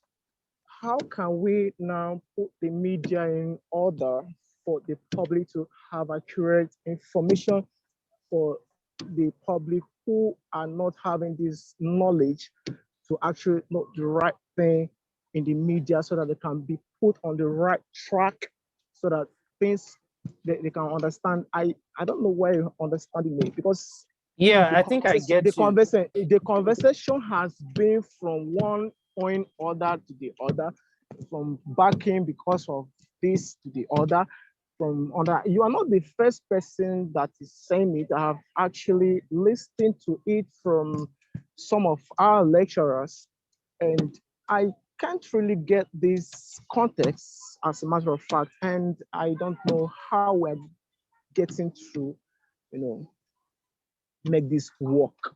How can Okay. this work? It's not So, actually. Sorry. yeah, go ahead. I, Go ahead. yeah. It's not actually only in Nigeria. We've spoken about the British being biased about the British aspect of it, the Spanish being an individual perspective. You know, how can we actually get this right in this sense? So just answer you. You can. There's no right. There's no right or wrong answer to this. To be very honest with you, it is what it is. Um, Again, the question will be: is it factual? Is it the truth? Truth is not relative, to be honest. Truth is truth. That's my own school of thought. But is the story factual? Did Eintracht Frankfurt play 1-1 draw with Rangers in the Europa League final on Wednesday? Yes. Did Frankfurt win the Europa League via penalties 5-4? Yes. These things are reported like that. Is President Buhari the president of Nigeria? Yes. Did he travel to London in the course of the last 7 years? Yes. But there are certain things you can't legislate for. You can't change, so to speak. You're not going to tell Fox to report that abortion is great. There's a conversation going on in the US right now about a landmark judgment, Roe versus Wade, that was done way back in the 70s, that allowed women, to be able to carry out abortions, if to give women the chance to make that decision if they want to abort or not. That ruling has not gone down well with a section of America, the conservatives, the evangelicals, the Christian parts, who believe that that's murder, that's killing someone, but not everybody is an evangelical, not everybody is a Christian, so to speak. Not everybody goes with that belief. Someone will not ask you, what if you are raped and get pregnant? Do you want to allow that child? So it's a dynamics, and there's no right or wrong to it. But since that judgment was made in 1970, the part of America that doesn't agree with it has been fighting tooth and nail to overturn it. But the reason they've not been able to do it is because they don't have the numbers in the Supreme Court. And that's one good thing that Donald Trump was able to do for the conservatives in the US, because the Republicans had the numbers in the Senate, when there was a space to fill in a judge in 2014, Obama's last year, they refused. They didn't confirm him. The guy who is now the guy who is Joe Biden's Minister of Justice, Attorney General, Garland, I think that's his name. He was the one that Obama nominated to become Supreme Court judge. The Republicans had the numbers in the Senate. They refused. They said Obama should wait, let there be a new president. The new president would determine. Well, they got a new president who was now a Republican and not a Democrat. He now nominated a judge who would dance towards Republicans. And he was able to nominate, I think Trump nominated, 2 or 3 Supreme Court justices. Now that has tilted the balance in the US Supreme Court, where you have more people leaning towards Republicans and conservatives than you have liberals. So there's a conversation about that 1970 judgment now. In fact, a leaked document showed that they're trying to overturn it. In fact, some states are already doing it. Now, why did I bring up this? You can't change it. It is what it is. Joe Biden has nominated a Black woman in fact, they had to tell the Democrats had to force the guy. He was getting old, meaning that he could die anytime soon. So they told him to resign so that the president can nominate a judge who will lean towards Democrats. They didn't want to make the same mistake that happened under Obama, because they don't know if Joe Biden will win a re-election, not even the re-election, if when they do the midterm elections this year, if the Democrats will still have the numbers in the Senate. So they had to tell the justice to resign so that, they can nominate someone. Now, there's a likelihood that Democrats will not own the Senate after midterms in November. And if that happens and there's a space to fill Supreme Court justice, there's a likelihood that the Republicans will block it and say, wait until after the 2024 elections, just the same way they did to Obama. Why am I bringing up all of these examples? You can't legislate for it. It is what it is. You can't change it. The same way, you're not going to tell TVC what to report. They will report the factual news, yes. They will report the main news, yes. But because of the media ownership and because of the gender and bias towards their principal owner, it is what it is. It's the same way you will not come and tell Rhythm in Port Harcourt what to report. You won't tell them what to report. They will report what they want to report. Wike has not been on Nigeria Info, Cool FM, Wazobia, and Port Harcourt. He hasn't been there. I'll tell you why he hasn't been there. He believes that my organization leans towards the opposition, the APC. To some extent, I wouldn't blame him. And I've said this, to a couple of my colleagues. It's not the guys who are in the newsroom right now. It was from the previous leadership, where they weren't balancing stories as much as they should, or because the leader of the newsroom at the time, had some form of relationship with the Amechi government, who was the previous government, so Wike just came and, just believed that, oh, Nigeria Info, Wazobia, these people don't like me. So if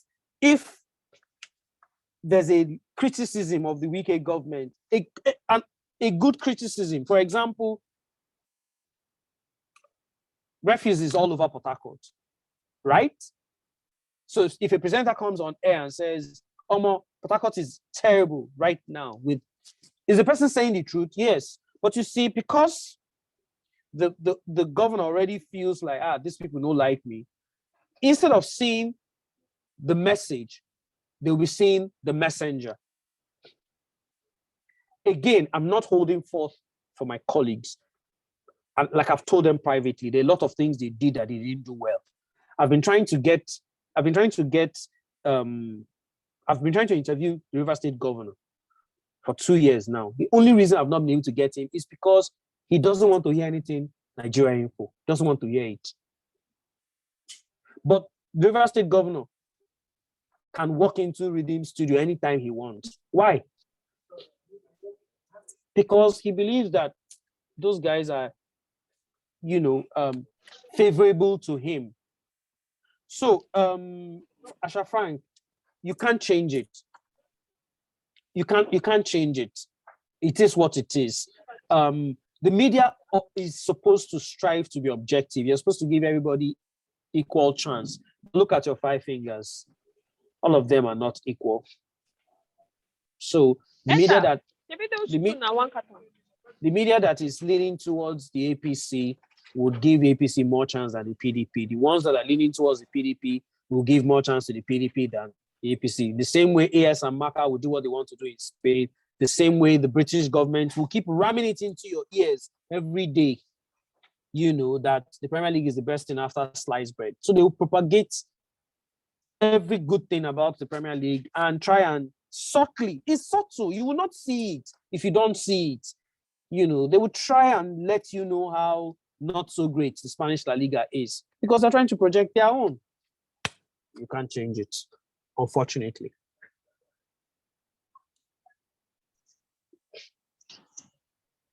Okay. Asha, Frank, I guess you're satisfied with the answer. So we have another question from Mike Cookie. Mike Cookie, you can proceed. All right, thank you so very much, Mr. Kayode, and well done, Mr. Ufuoma. This is quite incisive.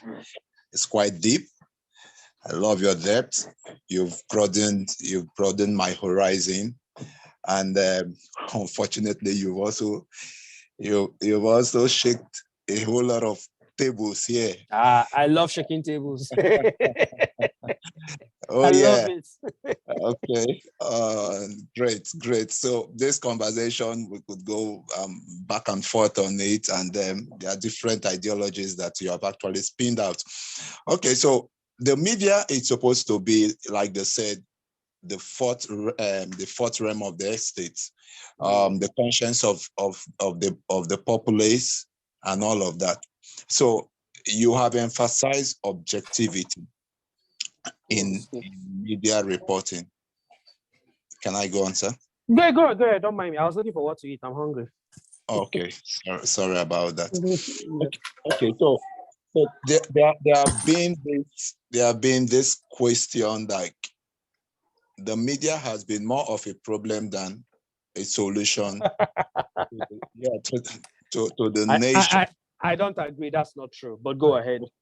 Oh, okay, beautiful. So that's where we may need to exchange ideas, because in view of what you have just mentioned, the bias in the media, it's so obvious.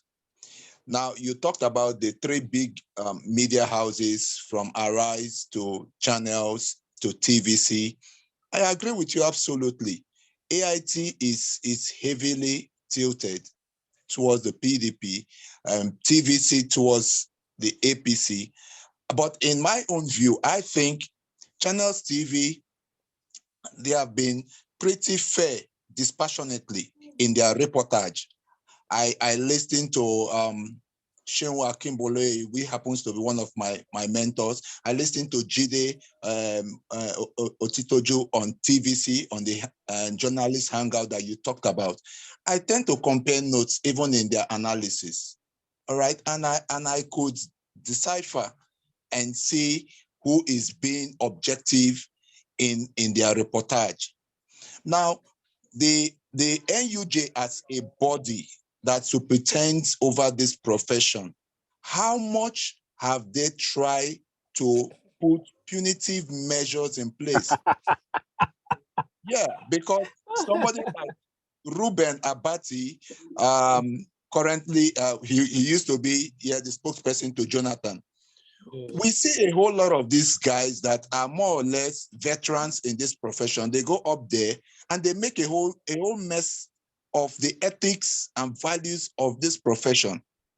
Nigerian Bar Association, they sanction their officials when they go beyond the lines and when they make judgments that are so obvious and they take, certain leaning or certain positions. But we've not seen that happen in this profession. The NUJ has been held culpable. So when biases are being overriding, is it not more of a problem because the masses are not being given the real information? Because, okay.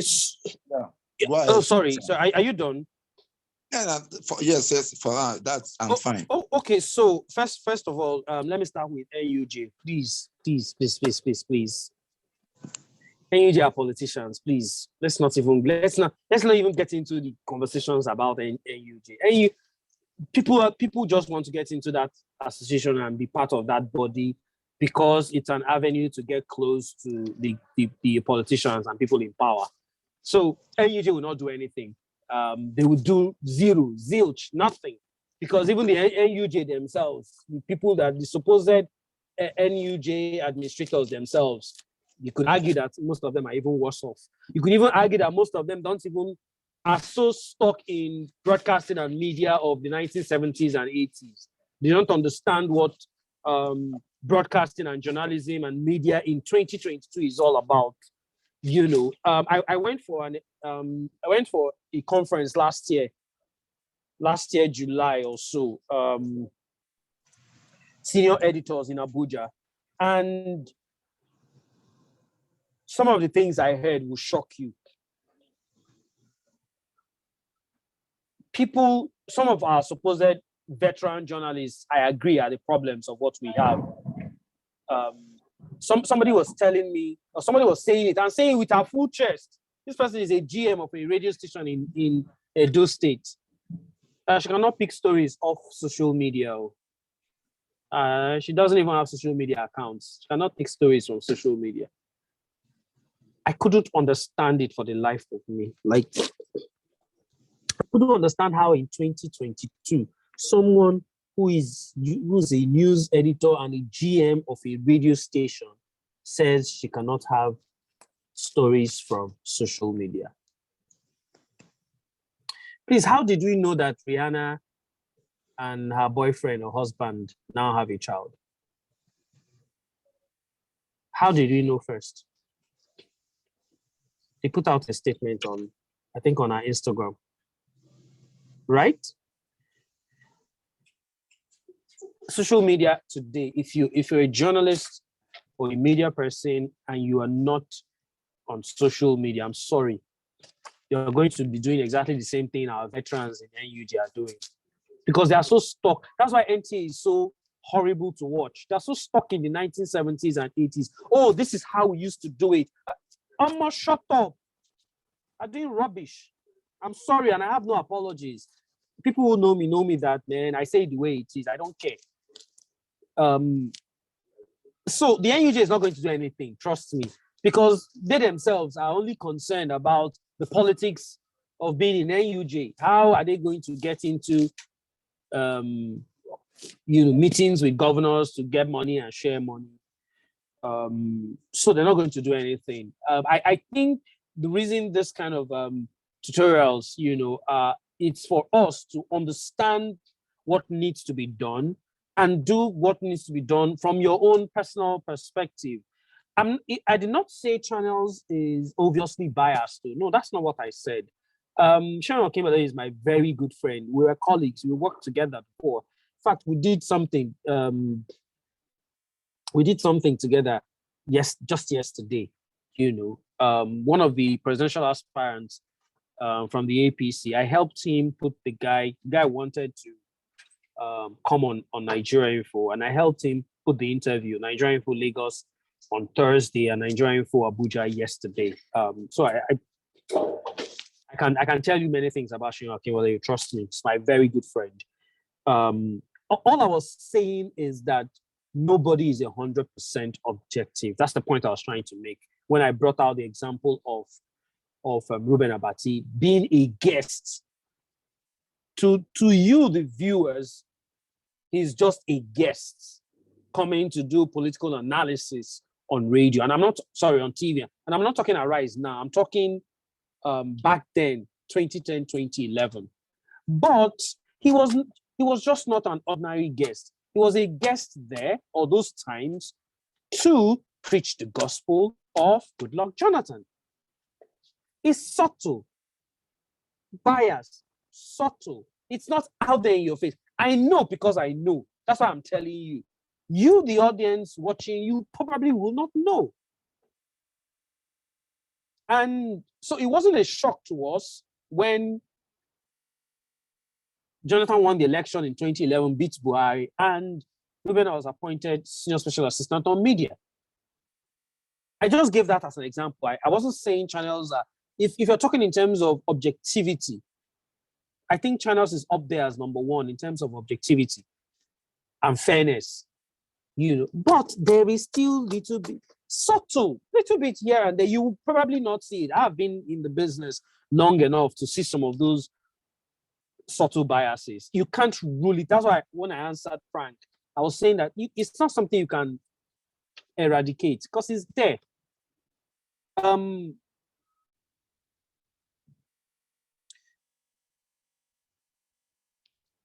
trying to look for another example. Otichojo, was that his name? That one is obviously is in fact they don't even hide their biases again, which annoys me actually. They don't hide it. So that one is pro Tinubu, so they don't hide it, which is sad, but it is what it is. Can there be sanctions? Who are you going to sanction? Who will sanction who? The person that wants to sanction you is doing almost the same thing as you are doing, so why would he come and sanction you? What I just think we should, you guys who are like the new generation that are coming up, can try to change the order, should not be trusting a Linda Ikeji as your source. For the love of God, Linda is just a gossip column, but I see some of us in the media going to Linda Ikeji to pick stories to use, stories that are not verified. Remember back, one of the things we asked in this presentation was, what's your source? What's your source? Is the evidence, how did you vet the evidence? Because Linda is only concerned about clicks on her web. So she's not going through the journalistic procedures. She's not asking why, how. She's not asking those questions. Once she sees rumor, she just throws it without even giving the other person a fair chance to say anything. So the bias would always be there. Some persons are fair to a large extent. Some persons, which is how it should be seen to be fair. Even if you have your little bit of subtle biases, there's no way you can run away from those biases. I just told you guys now that my preference, to a large extent, I am almost certain that Peter Obi will not get the PDP ticket. I'm almost certain. And I know that Amechi has a better chance of getting the APC ticket than PDP, than Obi getting PDP. So, as I speak to you guys now, most of my biases is leaning towards Amechi. I get his press statements. I speak to his media team. I do the little I can do to support their cause in terms of putting out their stories out there. It's bias. If I don't tell you, you will not know. If I don't tell you, you will not know. It's the same way Tinubu also has his cronies or people who, are cool to him. So you see his stories or stories that make him look good on their platforms. It's bias. We all have it. But as media, the general rule is be seen to be fair. Just like I told you guys that my news bulletin, I prepared the 12 o'clock news bulletin, 6 and 12 o'clock major bulletins on Nigeria Info yesterday in Lagos. I could as well send you that script so you see it. Everybody was represented. Tinubu's story was there. Shumaja's story was there. Amechi's story was there. That's on the APC. Again, I just told you now that my preference is Amechi, yeah? But I didn't let it reflect on my bulletin that, because I like Amechi, so it's only Amechi's story I'll put. I will not put any other person's own. That's me being silly and stupid. But some of us journalists and media persons are not willing to do what I am doing. Like I told the Amechi camp when I had conversations with them, I told them point blank, guys, as much as I like you, as much as I want him to win, you will not get me coming out publicly to come and say, no. I turned down a media role with the Deputy Senate President, Ufuoma. He's contesting to be governor of Delta State. I turned down a role last year. His younger brother, who manages his, what's it called, asked me to come and be part of his media team. And I told him, no, I'm not. You think I don't like the money? You think I like being broke as I am right now? I'm going to make a lot of money if I agree to join that team. But that's not me. It's not my style. That's me personally. A lot of my colleagues would jump like this would be like, oh, golden. As I'm talking to you guys, I don't have 50K in my account. I'm broke like that. But this is the same me who turned down that kind of lucrative job because my idea of being in the media and being in journalism is not that people confuse it. That's public relations. Public relations is not journalism. They are two different things entirely. But a lot of us journalists believe that once you're a journalist, you can be a PR person. No, I can do PR, but I don't want to be any person. I don't want to be Shehu Garuba. Sorry. I don't want to be Femi Adesina. It's not me. And when I say this, people look at me and think I'm joking. I don't want to be the media aid to any. No, I can do media for you. I can be behind the scenes, do strategy for you. But I don't want to see my name from Egbamuno as the one releasing statements for any, because these guys are idiots. I'm sorry, I have no apologies again. These politicians are idiots, all of them, almost all of them. So Ufuoma Egbamuno is not ready to soil his name. You see how all of you, I'm sure all of you are almost every day are abusing Femi Adesina or Garuba Shehu. But they're enjoying their money, but I don't want that. They're enjoying it, but I don't want that. That's not what I want from you. So it boils down to you guys, individuals. Decide what you want. Mine is to open your eyes, let you see the way it is. Can it be changed? I don't know. If you work for AIT and Dr. C comes and says you must report this story in favor of Atiku because he's supporting Atiku, you will come and tell him, no, I will not put this story. Are you mad? You don't like your job, Abi? You are gone. So he owns it. He decides. Or you go to TVC, for example, and go and work, and you go and put in a story that Tinubu peed on his pants. You don't like yourself, Abi? So again, it is what it is, bro. I hope I've answered that. Okay, perfect. Sir, thank you so very much. Maybe I'll just throw in this. I don't know if you could hear me. I don't know if it's from my background. I can hear you. Okay, sir, because you just threw the NUJ under the bus. I will throw them under the bus every day. I'm sorry. It's a huge concern. It leaves the question of, so who polices the media? Who puts us in check and in line? If the superintending body can be so awash with biases. Be your own police. That's the simple thing I'll just tell you. If you're waiting for trust me. See, I don't want to say there's so many things I have to say that I can't be saying publicly like this. I'm sorry. Okay. When I was in Port Harcourt, I was an ESCO of the Sports Writers Association. I voluntarily resigned. I resigned voluntarily, like I did. You don't want to know why I resigned. I couldn't stand some nonsense I was saying. Like, when I say nonsense, trust me, I mean nonsense. I don't want to get into it. There's really no point. But when I realized that, man, I did go left. With the plan how I want to go left, make things succeed. Some people are only concerned with going for courtesy call to meet the governor and how much the governor is going to give, or how much the next politician is going to give. That was some people's thoughts. So I actually resigned, and I left the executives, you know.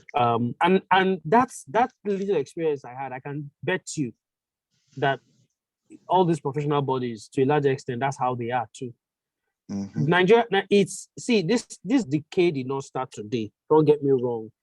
It's been systematic over the years. We've let it fester, you know, we've let corruption fester, such that when people do corrupt things and do bad things, instead of us criticizing them, we say, is he the first person? Other people have not done it. Ibori is celebrated in Ogara town today as much of a condemned criminal as he is. Don't go to Ogara town in Delta State and tell them that Ibori is a criminal. They go beat you. But he's a criminal, a condemned criminal. He cannot seek for election again in this country, unfortunately, because he's an ex-convict. But we don't want to tell ourselves the truth.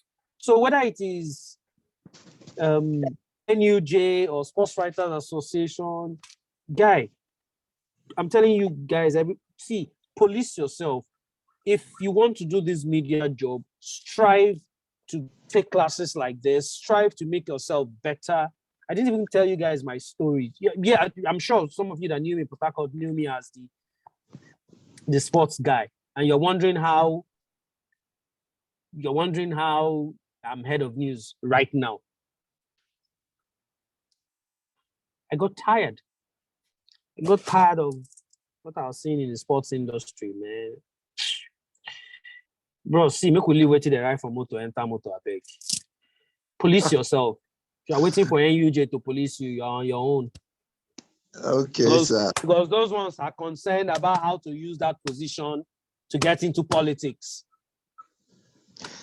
Okay, sir. Just the final one, please, from me. I really want to hear you give a piece of advice, not just to me, but to every one of us here, in view of what you said, for an upcoming journalist that wants to follow the ethics and value of this profession, and you find yourself in a media outfit that has huge bias.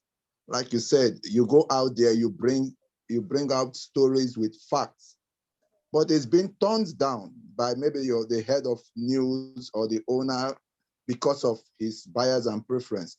What do you advise such a person as against his conscience and the ethics of the profession? So I'll do this generally. My general advice to you as someone who wants to be in the media, or you're in the media already,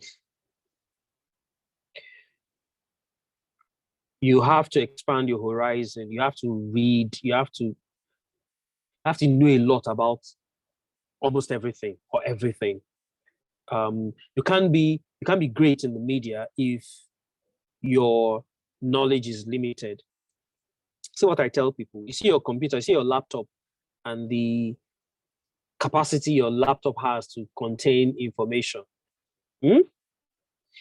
Your brain is almost 100 times what your laptop can contain. Your brain is a bit elastic, so you can get loads and loads of information. Problem is that we are too lazy. We're freaking too lazy to do what needs to be done. Expand your horizon, read wide. Like when I say read wide, read everything and anything. Trust me, you need all those information to be a successful journalist. You need to be able to discuss Kama 2020, the law, the bill on small businesses and all. You need to be able to discuss that. If I ask anybody now, can you do it? The same way you should be able to discuss politics. You should be able to discuss that. You should be able to know what is happening in the Champions League, for example. I'm not saying know everything, but I'm saying have a wide range of knowledge. That's the best way to be a great journalist or a great media person.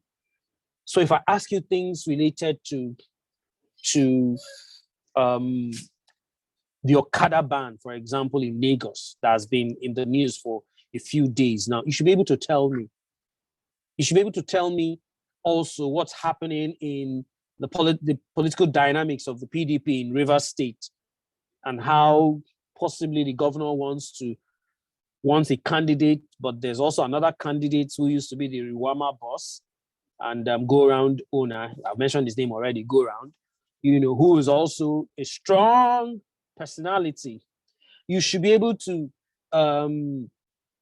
discuss what's happening in NMPP in Kanu and why Kwakonso is busy stealing in quote, that is anybody in APC and PDP.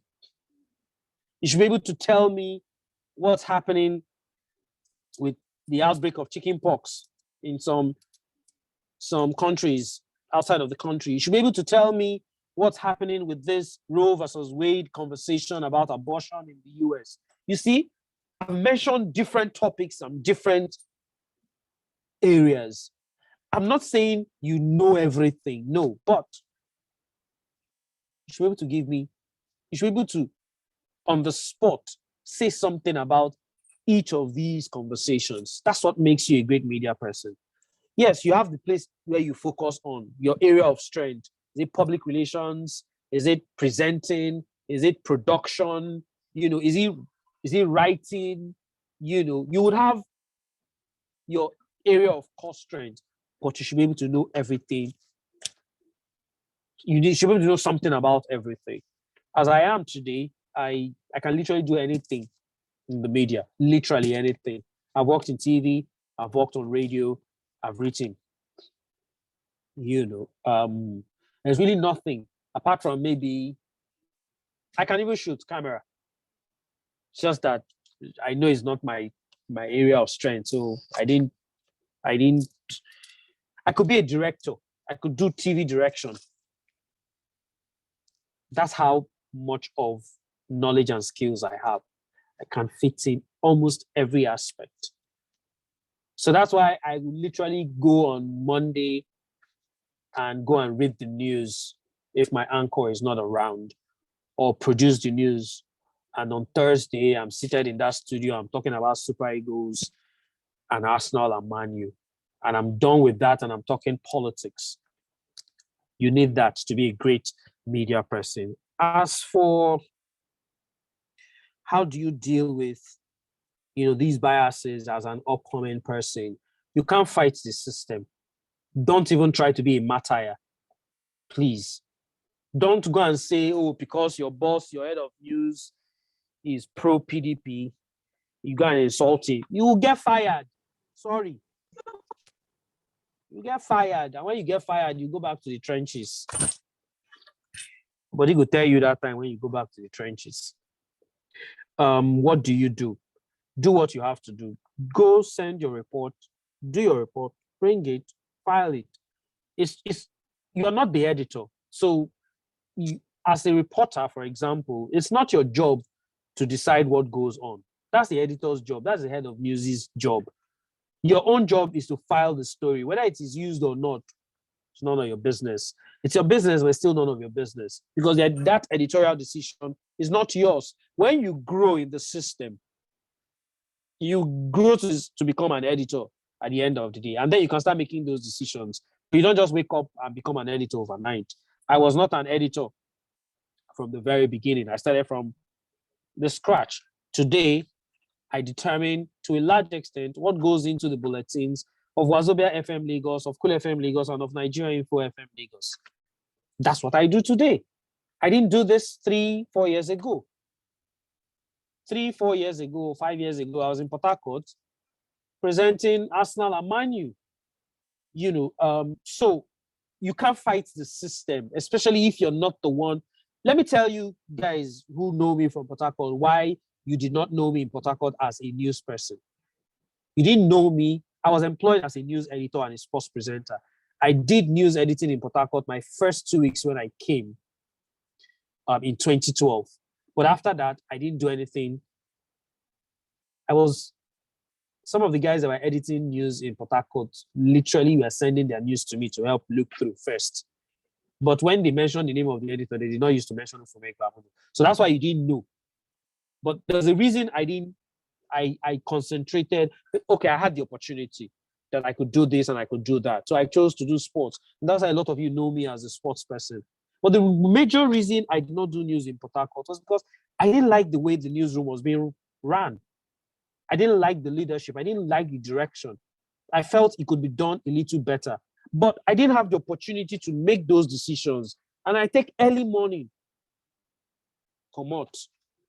You know, when I finally decided that, I was tired of sports and I wanted to go back to the newsroom, that's when I left for Onitsha.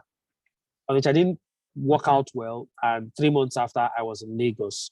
You know, so to cut a long story short, there are things you can't fight. Don't try to be a martyr. Don't try to be a hero. You just get yourself sacked. And that's not what you want. Do what you have to do from your own point of view. If you are called to say a few things, say what you have to say, but also be respectful. Like I always tell people, you can tell someone, get out. The person will hug you, peck your cheek, and go peacefully. You can also tell someone, get out, and the person will pick the next available weapon and hit you. Manner of approach. How you say it matters a lot.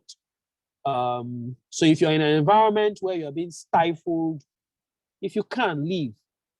If you can get another job, leave. But don't try to be a hero. You can't disrespect your boss because you think your boss is not doing. You get sacked. End of story. Because see, I've had that experience. Funny enough, in my own case in Onitsha, I really did not even disrespect my boss. Just a little bit. I asked him a question on WhatsApp. How do you plan to do this? That was my only offense. And the accusations against me was insubordination. And I'm sure most of you don't know this. I was actually sacked. Yes, Cool was over info sacked me December 2018. I came back home because my family is still in PH. I came back home to Port Harcourt that December/January and literally did not have a job for about 2 or 3 weeks until God so kind. My boss in Lagos, Femi Obong Daniels, found a way to speak to my CEO and said, no, you can't sack this person. This is one of our best hands. And that's how I got my job back. So from sack, it was now transfer. So I was transferred from Onitsha to Lagos. I was given an option, go back to Port Harcourt or come to Lagos, but I didn't want to stay in Port Harcourt again. I felt I had done what I needed to do in PH and I wanted a new challenge. So that's why I left Port Harcourt in the first place. And look at me today, I'm here in Lagos. I've gone from the sacked one to a management staff, head of a department. But if I didn't have, I was fortunate, or God saved me, if I didn't have someone in upper management who spoke for me, I would have been sacked. So guys, I don't want you going through that, my experience, because you might not have somebody to speak for you. So the best bet will be do what you have to do. If you get frustrated and you can get another job, please leave. But don't insult, don't do things that would appear disrespectful or disrespect your boss because you think your boss is not doing, or your head of department is not doing the right thing, or you think your head of department has a bias. So you want to be the one to save. Go ahead. That's what you see. We'll take your head career. Okay. Thank you so very much, sir. Thank you. Thank you, sir. Okay, thank you very much, sir. Sir, we have 3 more questions. One hand and 2 questions in this chat session. I'll just read out questions in the chat session because they came in first. The first one from Adolfo Stephen. He said, is bias a bad thing entirely as regards predilection? Is bias a bad thing entirely as regards predilection? That's his question. What is predilection? Pico, if you are speaking English, I don't even know what that is. What's predilection? See, me, I'm very honest. What I don't know, I don't know. I don't pretend to know what I don't know. See, I'm trying to Google now. What's this predilection? What's that? Never heard it before. Just hold on, so I understand.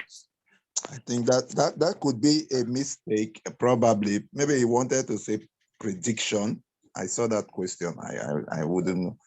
Okay, Alphonsus, Adolphus Steven, please, do you mean prediction or predilection? Because I'm saying that there's a word like that. It's a preference or special liking for something, a bias in favor of something. So actually, it's a word. So maybe that's what it means.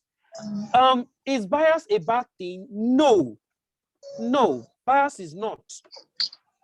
Bias is not a bad thing. Again, if you listen carefully when I started, the very first thing I said is that every one of us have biases. We do. There's something that you like. There's something that you don't like. Some people, I told you guys that I've never tasted Indomie. I don't like Indomie. It's just, I don't like it. I don't eat porridge either. If you want to cook porridge in my house when we're growing up, they'll bring out my own yam. I'll go and use stew or oil, red oil, to eat it. See that thing, they'll pour the oil and yuck, not for me. Some idiot behind me shouting he, because I'm sure the person loves, he just said the porridge is life. Porridge is life for him. Porridge is not life for me. So my bias is towards yam and stew or yam and egg or yam and oil. Give me the oil, let me put pepper inside and put salt on it and eat my thing. Don't come and do that yuck nonsense for me. That's my bias. So it's not a bad thing. I like rice. Any shade of rice, coconut, fried, jollof, concussion, anything rice. If you want to give me poison, put it inside rice, I go chop them. That's my bias.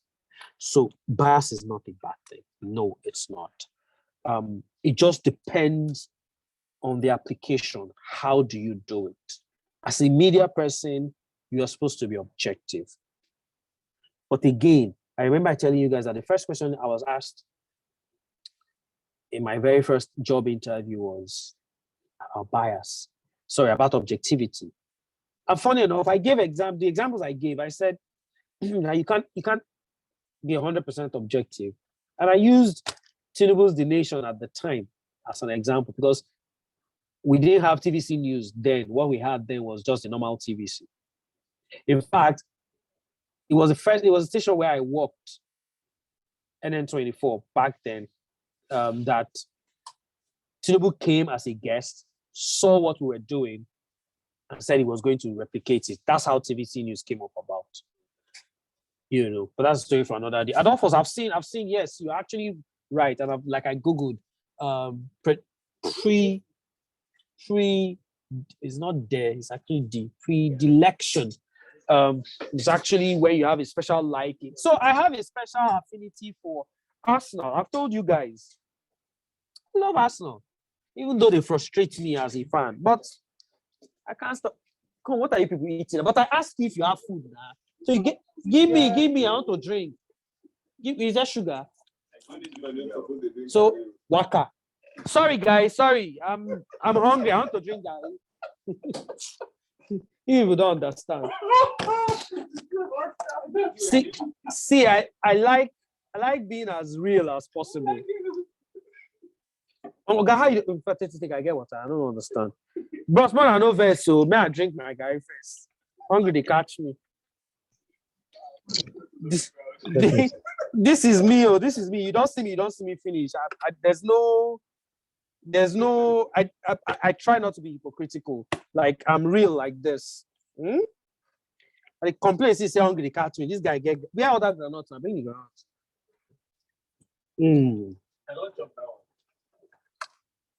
Okay, as I was saying,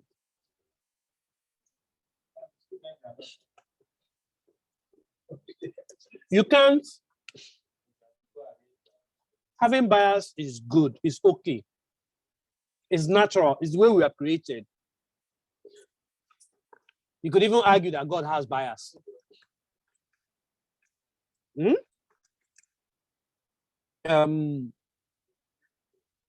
Jacob had two sons, Esau and Jacob, according to the Bible.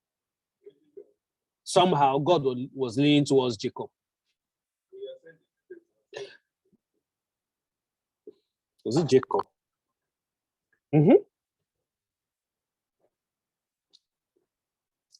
Then Jacob had 12 sons. Somehow, one was the favorite, Joseph, right? Solomon had, or is it David had children? Plenty. His favorite was Solomon. Because God already told him that that's who's going to be his successor.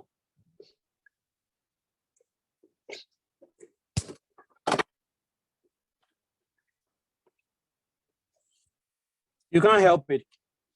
Bias is natural. It's just the application. Are you going to be a Shane or Kimbaloye who he has his bias, trust me. He does. But his job dictates that he's seen to be fair. So he will strive to get that 80, 85, 90% objectivity. There's still the 5 or 10%, you can't rule it outrightly away.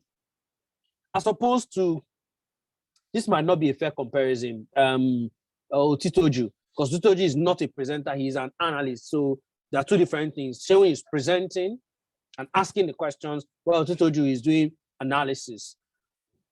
And there are two different things entirely. But the point I'm trying to make is, as opposed to Titoju, who is making you, he's not even hiding himself. He's telling you point blank where his loyalty lies. His loyalty lies with his boss. And who is his boss? Bola Ahmed Tinubu.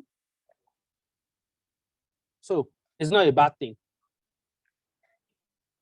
What's the second question? Okay, sir. The second question. Can the media be seen as a watchdog? If yes, to what extent can unconscious bias be treated, considering that leaving no stone unturned is the expectation of the masses or public?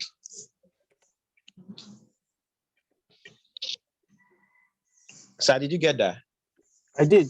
Sorry, I'm drinking Gary. Okay. Don't be angry. I'm drinking Gary. No problem, sir. It's funny, Abi.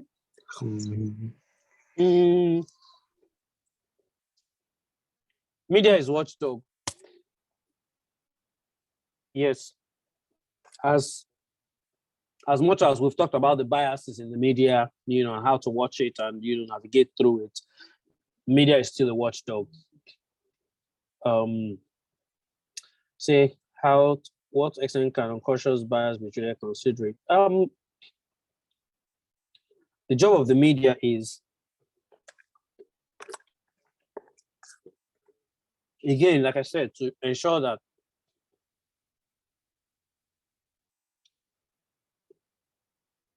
you are seen to be fair. That's your job. Even though you can't get it 100%, I think as individuals, first of all, work on yourself to be seen to be fair. If as individuals who are seen to do that, it will show in our groups. It will show in the media. I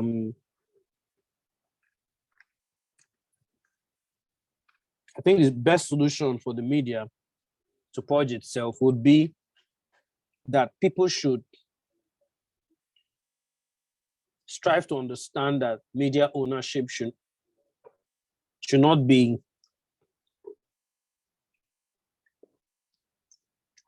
about personal agenda.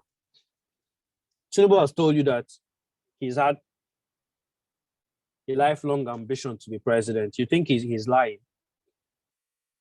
That's why he set up the media organizations he set up. He knows. Tinubu is the one person who understands what politics is about in Nigeria. If you leave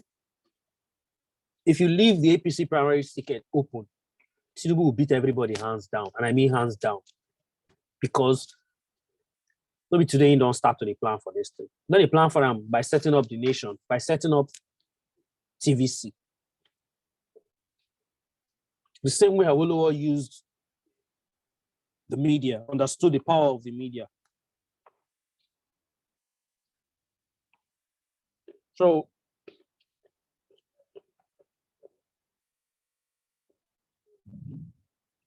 I think the best way would be that we should have more media organizations or media ownerships that are not about fronting an agenda.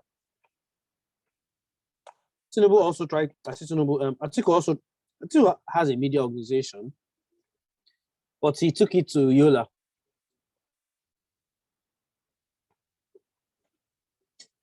And that's why his media is not as popular. Because I'm sorry, who is in Yola?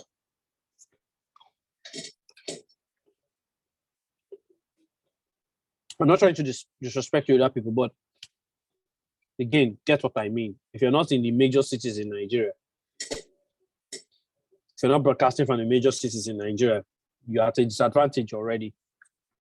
So is there a possibility of us working on media ownership in such a way that it's not about somebody's agenda or a group's agenda? Maybe that's where we can start the purging. At that level, at our own individual level, just try to be fair. You can't, your bias would always be there. Sometimes it comes out unconsciously. You know, the same way as a Chelsea fan, you lose to, who do you people lose to recently? You lose to Real Madrid in the Champions League, and Real Madrid fans are taunting you. Unconsciously, you are angry. Angry because your bias is to see Chelsea win every game, including the ones you know they can't win, but you want them to win. So it will always be there. It's just how you navigate it. But yes, the media is it will still remain a watchdog till tomorrow. It will. We have our own faults, just like every other person is not perfect. I hope I answered that. Because this guy, why the drink, don't confuse me. Okay, thank you very much, Mr. Ufuoma. The last question there would come from Olisa. Olisa, your hand is up. You can unmute and ask your question. Good day, sir. Good day to you. Come on, drink, guy. Thank you, sir. Thank you, sir. So when I first read the lecture notes last night, I was like, okay. But I never expected this. This has been absolutely beautiful. You have been so real with us. You have gone so deep. You have left no stone unturned. And I want to say a very big thank you, sir. Okay, sir. So my question is, as a journalist, should you help educate the general public on bias so they don't just believe everything they see?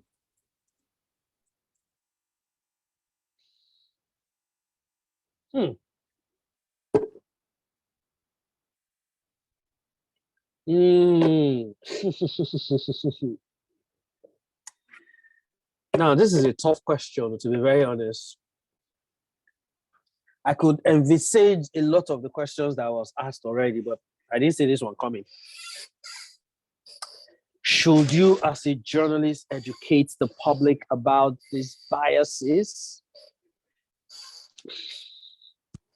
Again, I think this is a question that there's no right or wrong answer to.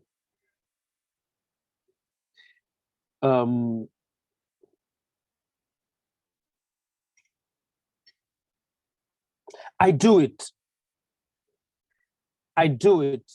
in a subtle way. The aim is not to put down my colleagues or make my colleagues look bad. That's one thing I don't try to do.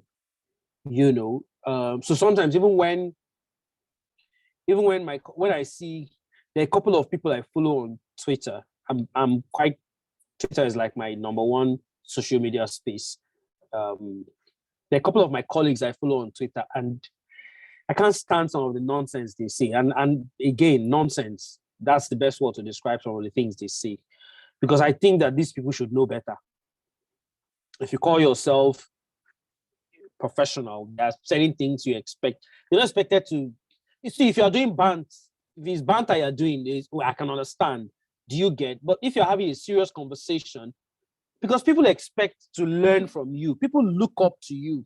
So if you look up to me, for example, and you see me, see, we can have difference of opinions. That's fine. But what is factually true is factually true. It's not factually true to just trot out and say the Premier League is the best league in the world. Best in what sense? What's the parameter? Because for every parameter you bring out and you say it is the best, I can also tell you that no, it is not.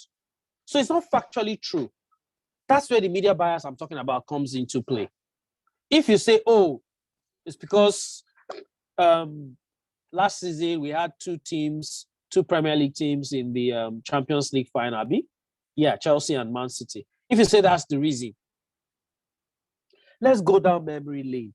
So are you now saying that when we had like a 10-year period where the Spanish teams dominated Europe up until recently, did the British press at that point in time tell you that the Spanish La Liga was the best league in the world? They didn't. There was a time when it was Italy that dominated the scenes, in the late 80s and early 90s. Spain got control of it at a point, so it's not factually true. It can be a difference of opinion, yes, but it's not factually true. But you hear British journalists and British pundits say it to you over and over and over and over again when you watch Premier League TV. They know what they're doing. They're doing that to sell a narrative. And they've sold it. They say when you tell a lie over and over again, it starts becoming true. The narrative there, the bias there is to make you glued and keep watching the Premier League. Because when you keep watching the Premier League, they also make money. It's a value chain, So for someone like me, for example, if I'm on air and you're telling me that BS about, I go argue and from now to tomorrow with you, and I will give you reasons to let you know that what you're saying is trash, absolute BS.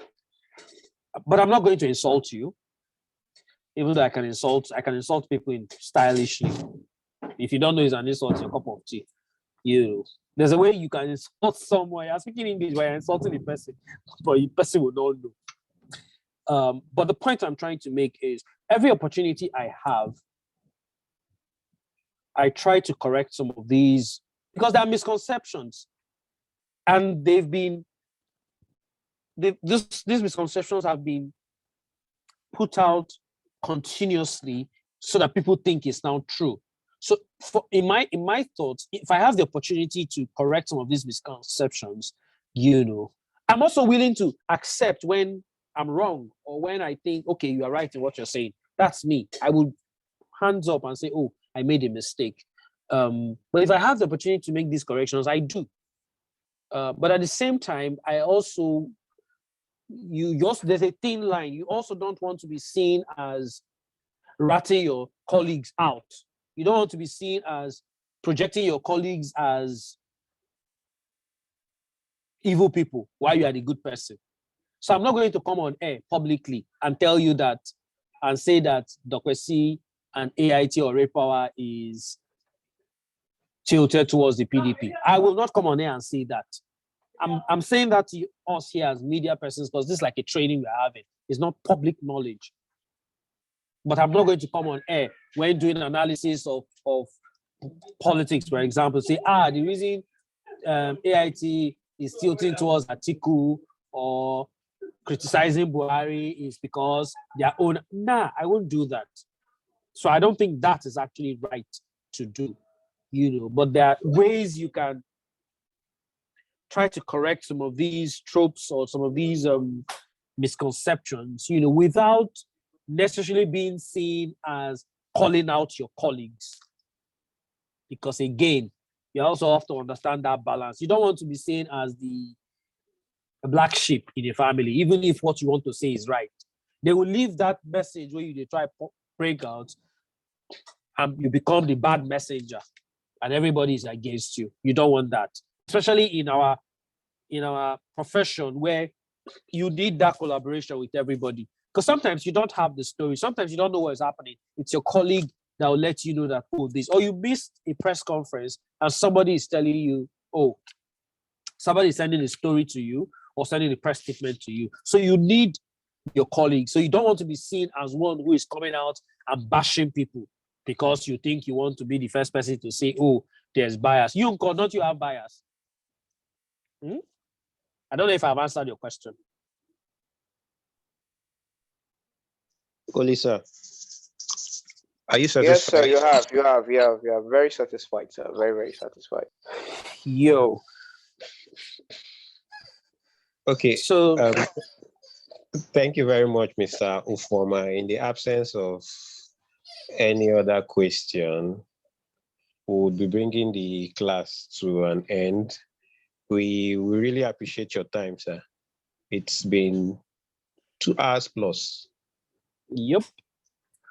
Like almost 3 hours.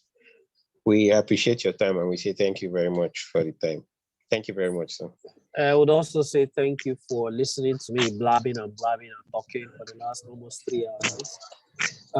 I'm always available if you guys want anything. If you have any question or you need any help, if I can, I'll be willing to do that. Adobe has my number. Anybody that wants to reach out to me can as well take it from her. You can send if you try to call and I don't respond, or you send a message and I don't respond, please just know that I'm not ignoring it. Probably I'm very busy at that point. I will definitely get back to you. Thank you all. Yeah, thank you, sir. In that light, sorry, sir. Yep. So when are we expecting to see in Port Harcourt? Can't wait to here is your home. Expecting to see me as in the thing is I come to Port Harcourt regularly. But we've not been, kind of having you on radio. I'm thinking when you come sometimes you so go when to I radio when I come to Port Harcourt, I'm actually on leave. I need to come and rest. It's not the time to now start doing plenty work. But I should.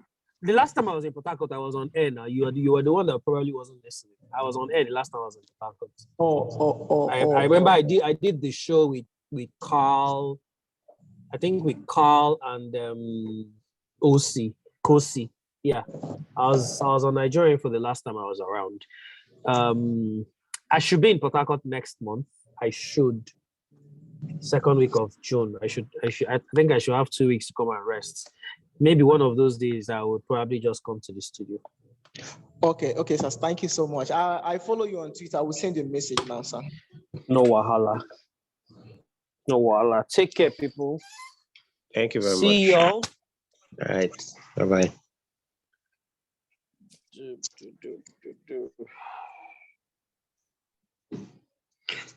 Okay.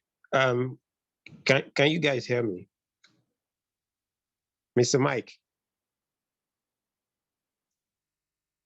I can hear you, boss. Okay, Mr. Mike Cookie said something earlier that he was to address us or say something immediately after the class. I don't know if that's still happening. I can't see him online.